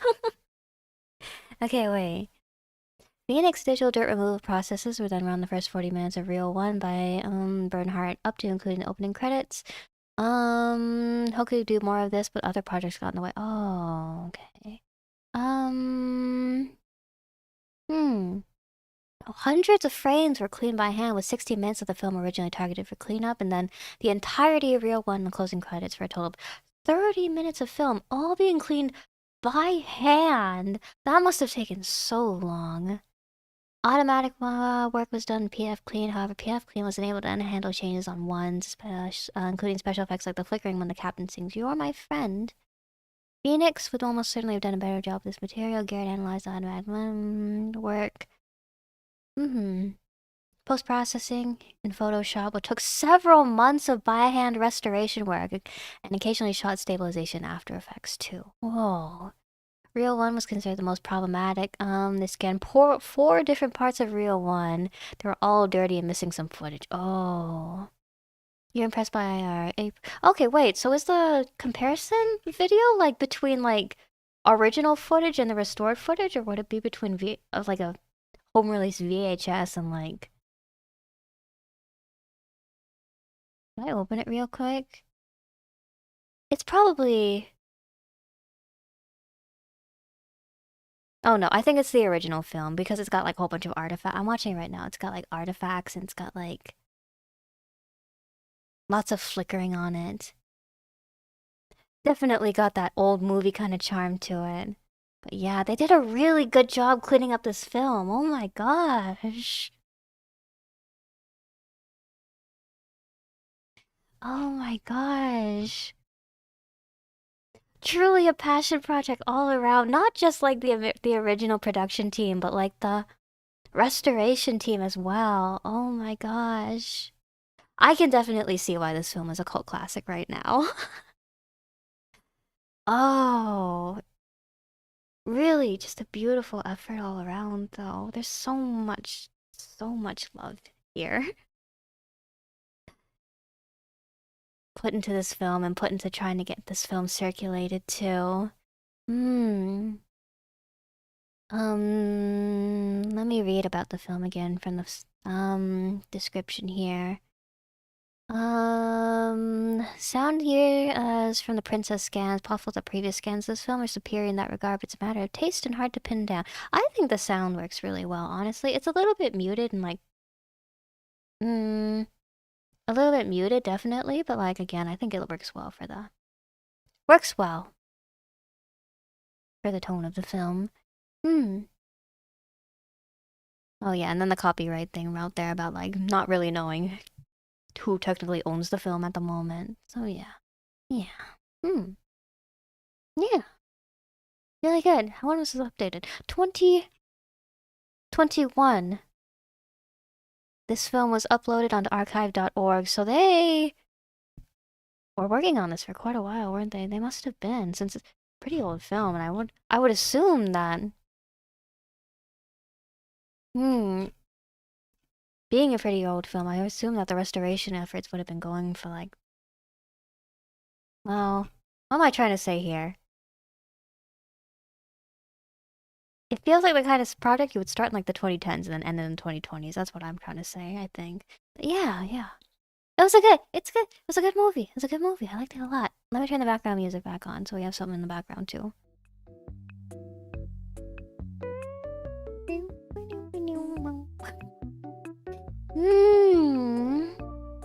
Film restorers are unsung heroes. Truly unsung heroes. Like art restoration people, book restoration people, film restoration people, any restorers. They like work so hard. There's so much skill involved in their craft, and there's so much like delicate work involved. They do such good work. Oh, I wanna... Truly unsung heroes. Truly, thank you so much. Everybody that worked on this film and worked on restoring this film. They all did such a good job. Oh my gosh. I think like... This film scratched a real itch with me, I think. I think I've just been looking for a film for like... I'm always... Not just like movies like this, but I am always just like looking for like... just like...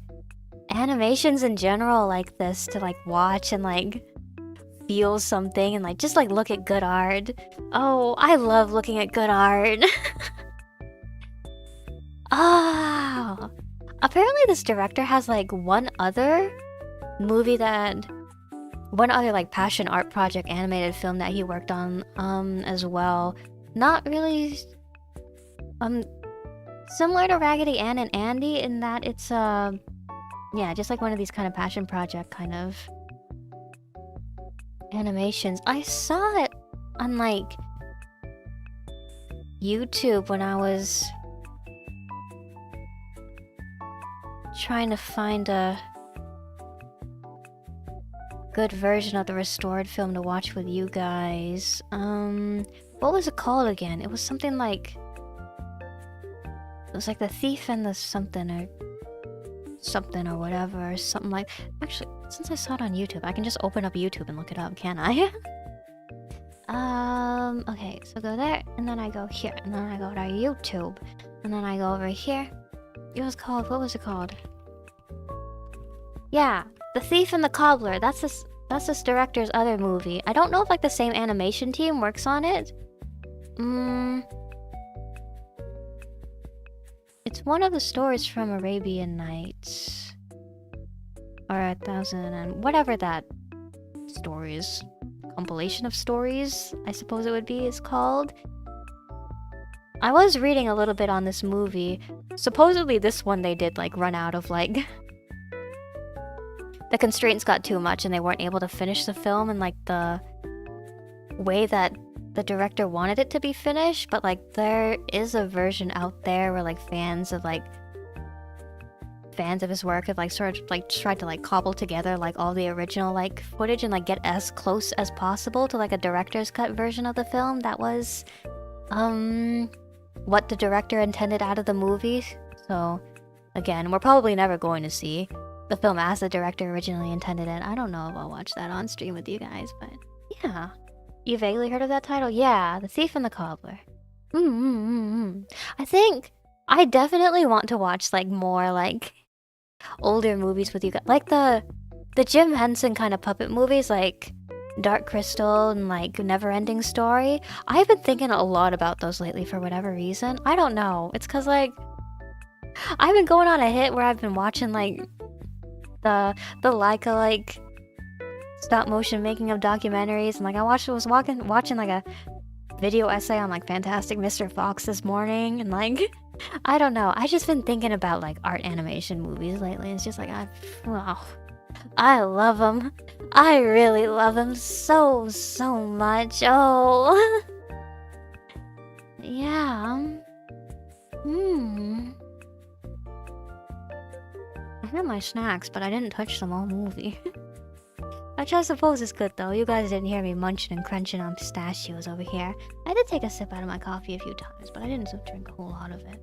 My cup is still pretty much full. It's cold now. My coffee has become cold. I could stick it in the microwave. But would that be a food crime? I'm not sure. It's not like a very nicely made coffee. I just have like one of those like coffee pod kind of like Keurig kind of instant coffee maker kind of machines. It's a very, to put it kindly, a very humble coffee. I feel like putting it in the microwave to warm it up wouldn't be that bad. I could just do that. Neverending Story is the mother of all meta. I don't really remember the movie that well. I have a DVD at my parents' house that I could like, the next time I go visit home, I could like go bring it, and then we could have like a watch along if I make a Discord server, finally. I feel like there are so many interesting like fantasy movies to come out of like the 80s and 90s though. Do you know like a movie that lives in the back of my head? Do you remember like a fantasy movie called like Labyrinth? It's got like David Bowie, I think, plays the main like villain guy, plays the Goblin King or whatever his name was. It's about like a girl and like her younger sibling gets kidnapped by goblins and she's gotta like rescue like her younger sibling her baby sibling before they also get turned into a goblin, I think it was. And that movie just like lives in the back of my head. For whatever reason. You've heard of the title, but you haven't seen it? It's just like... fantasy movies from the 80s and 90s, I feel like just have like a very certain like kind of surreal quality to them. I don't know. No idea sounds interesting. I want to watch it with you guys. I feel like it'd be really interesting to watch with you guys. Just a lot of like obscure movies in general. I don't know. I love obscure fantasy. Maybe that's why I'm so like interested in like deep diving into like things that deep diving into like C.S. Lewis as a person, like why I was so into like that C.S. Lewis philosophy class that I had to take in like undergrad.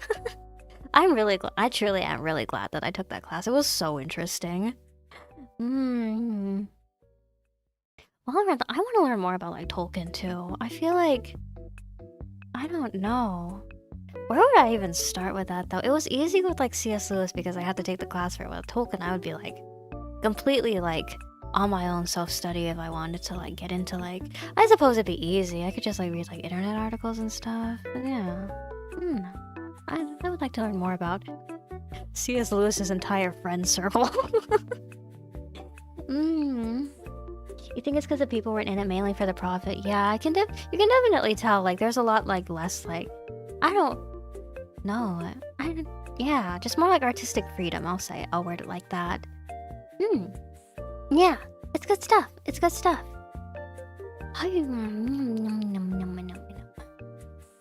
Yeah.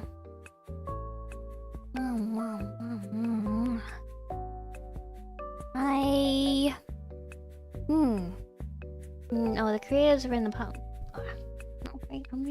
Okay. The creatives were in the pilot seat instead of marketing exactly. Like, art people have art people in charge of the art. You can tell that the art people were in charge of the art. Shows, and it's definitely really good.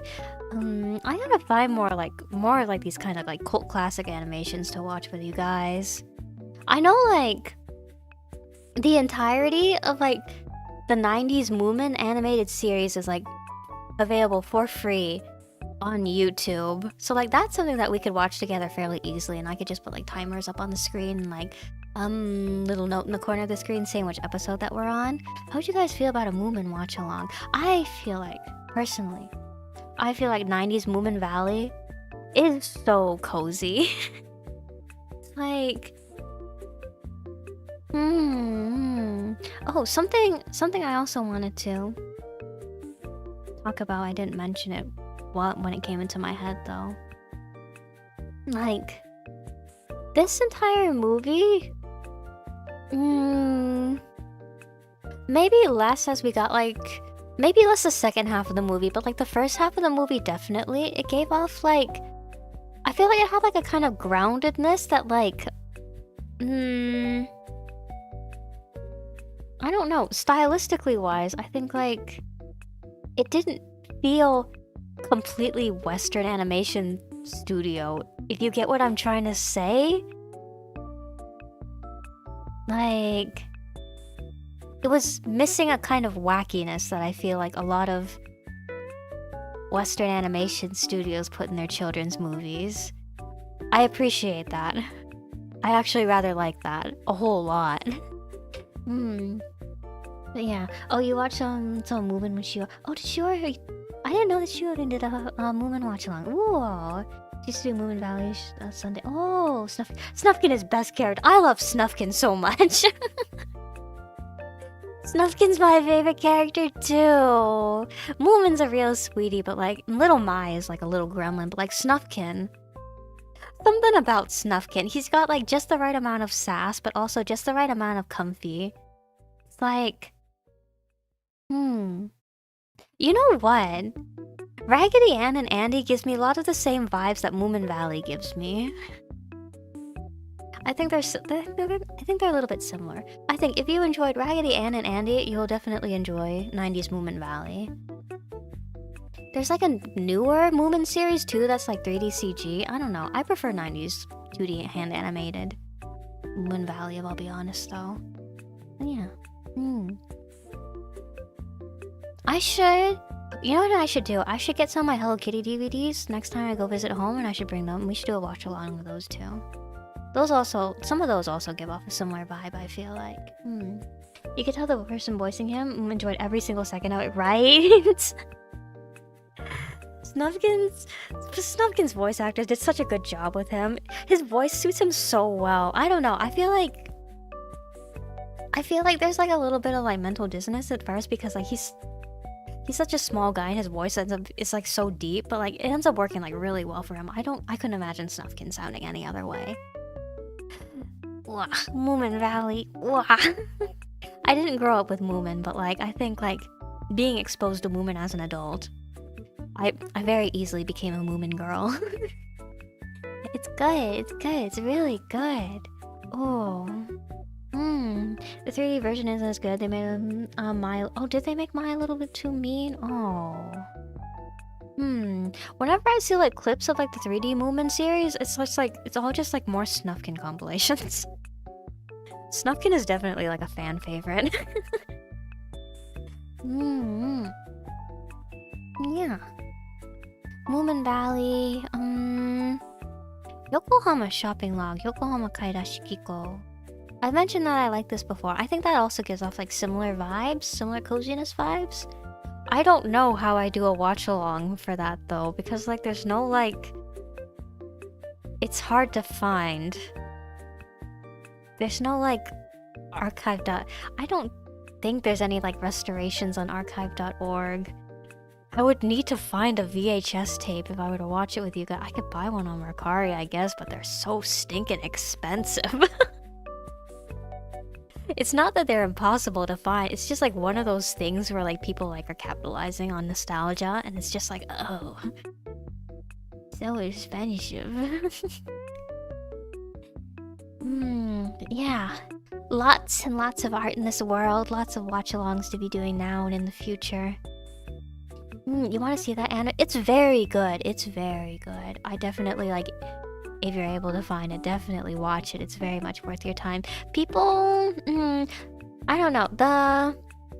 The 98 OVA is definitely different in style from the 2003 OVA, but they're both good. You know what I do have on DVD that we can watch together? I have the 2003 Kino's Journey. Kino no Tabi. We could watch that together. I didn't bring the DVD with me. But like, that's also like at my parents' house. I can pick it up next time I go visit them. That will be a very good watch along together, I think. I love 2003 Kino's Journey so much.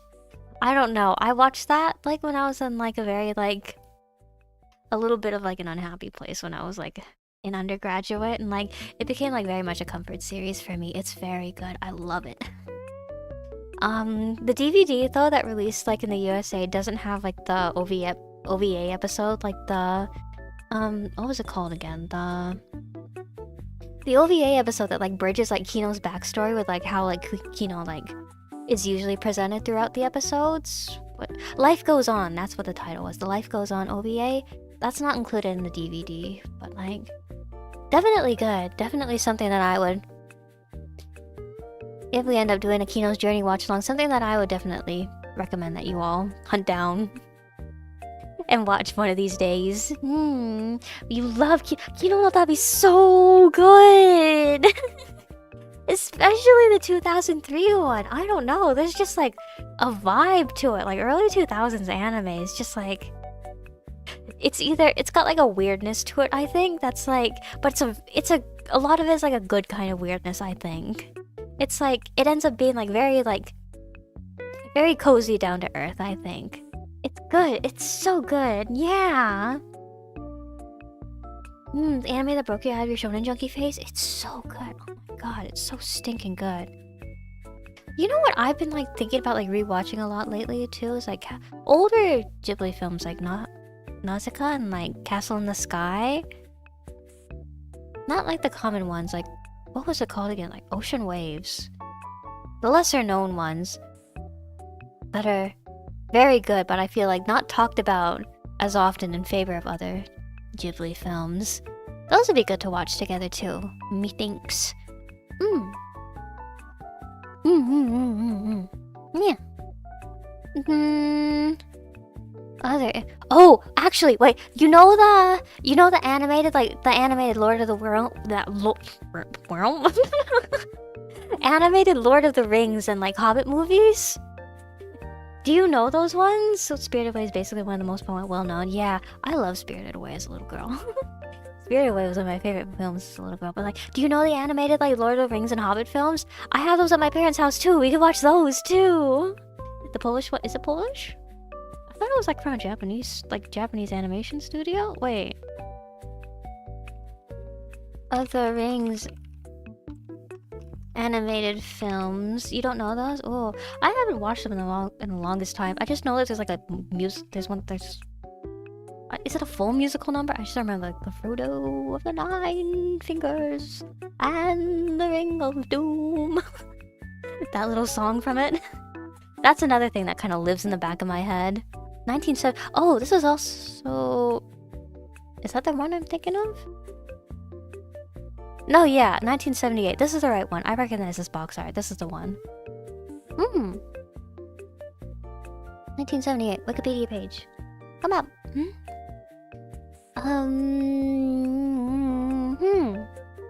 Yeah. Animated Lord of the Rings. Animated Hobbit. I think those will also be good. How about, wait, who's this animated film by? Zolzant's Film Productions. Oh. Produced by... Oh, that's the producer.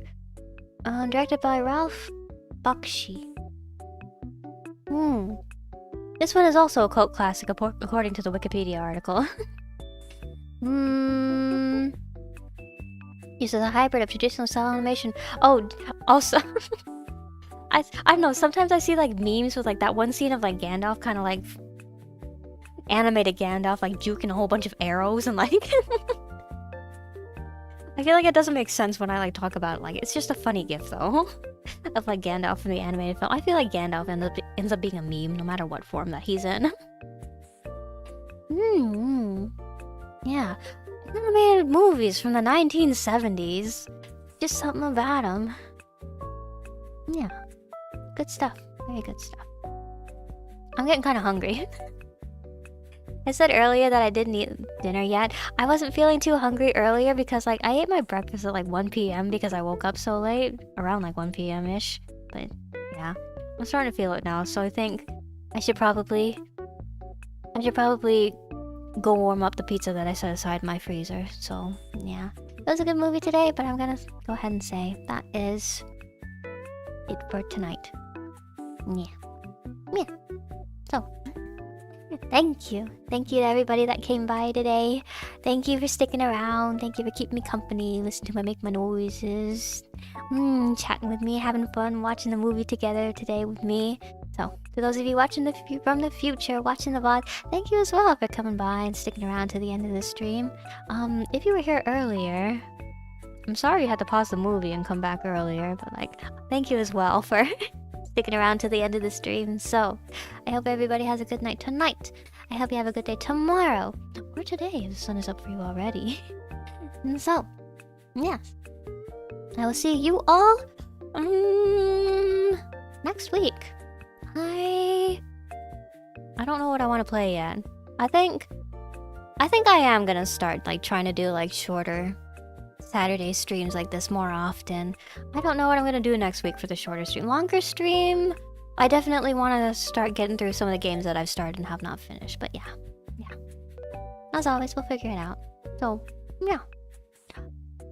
I'm gonna shimmy back down into my hole. I can't shimmy all the way down in the stream. I gotta open YouTube back up. Anyway, yes. Thank you. Good night. Goodbye. Good night. Thank you.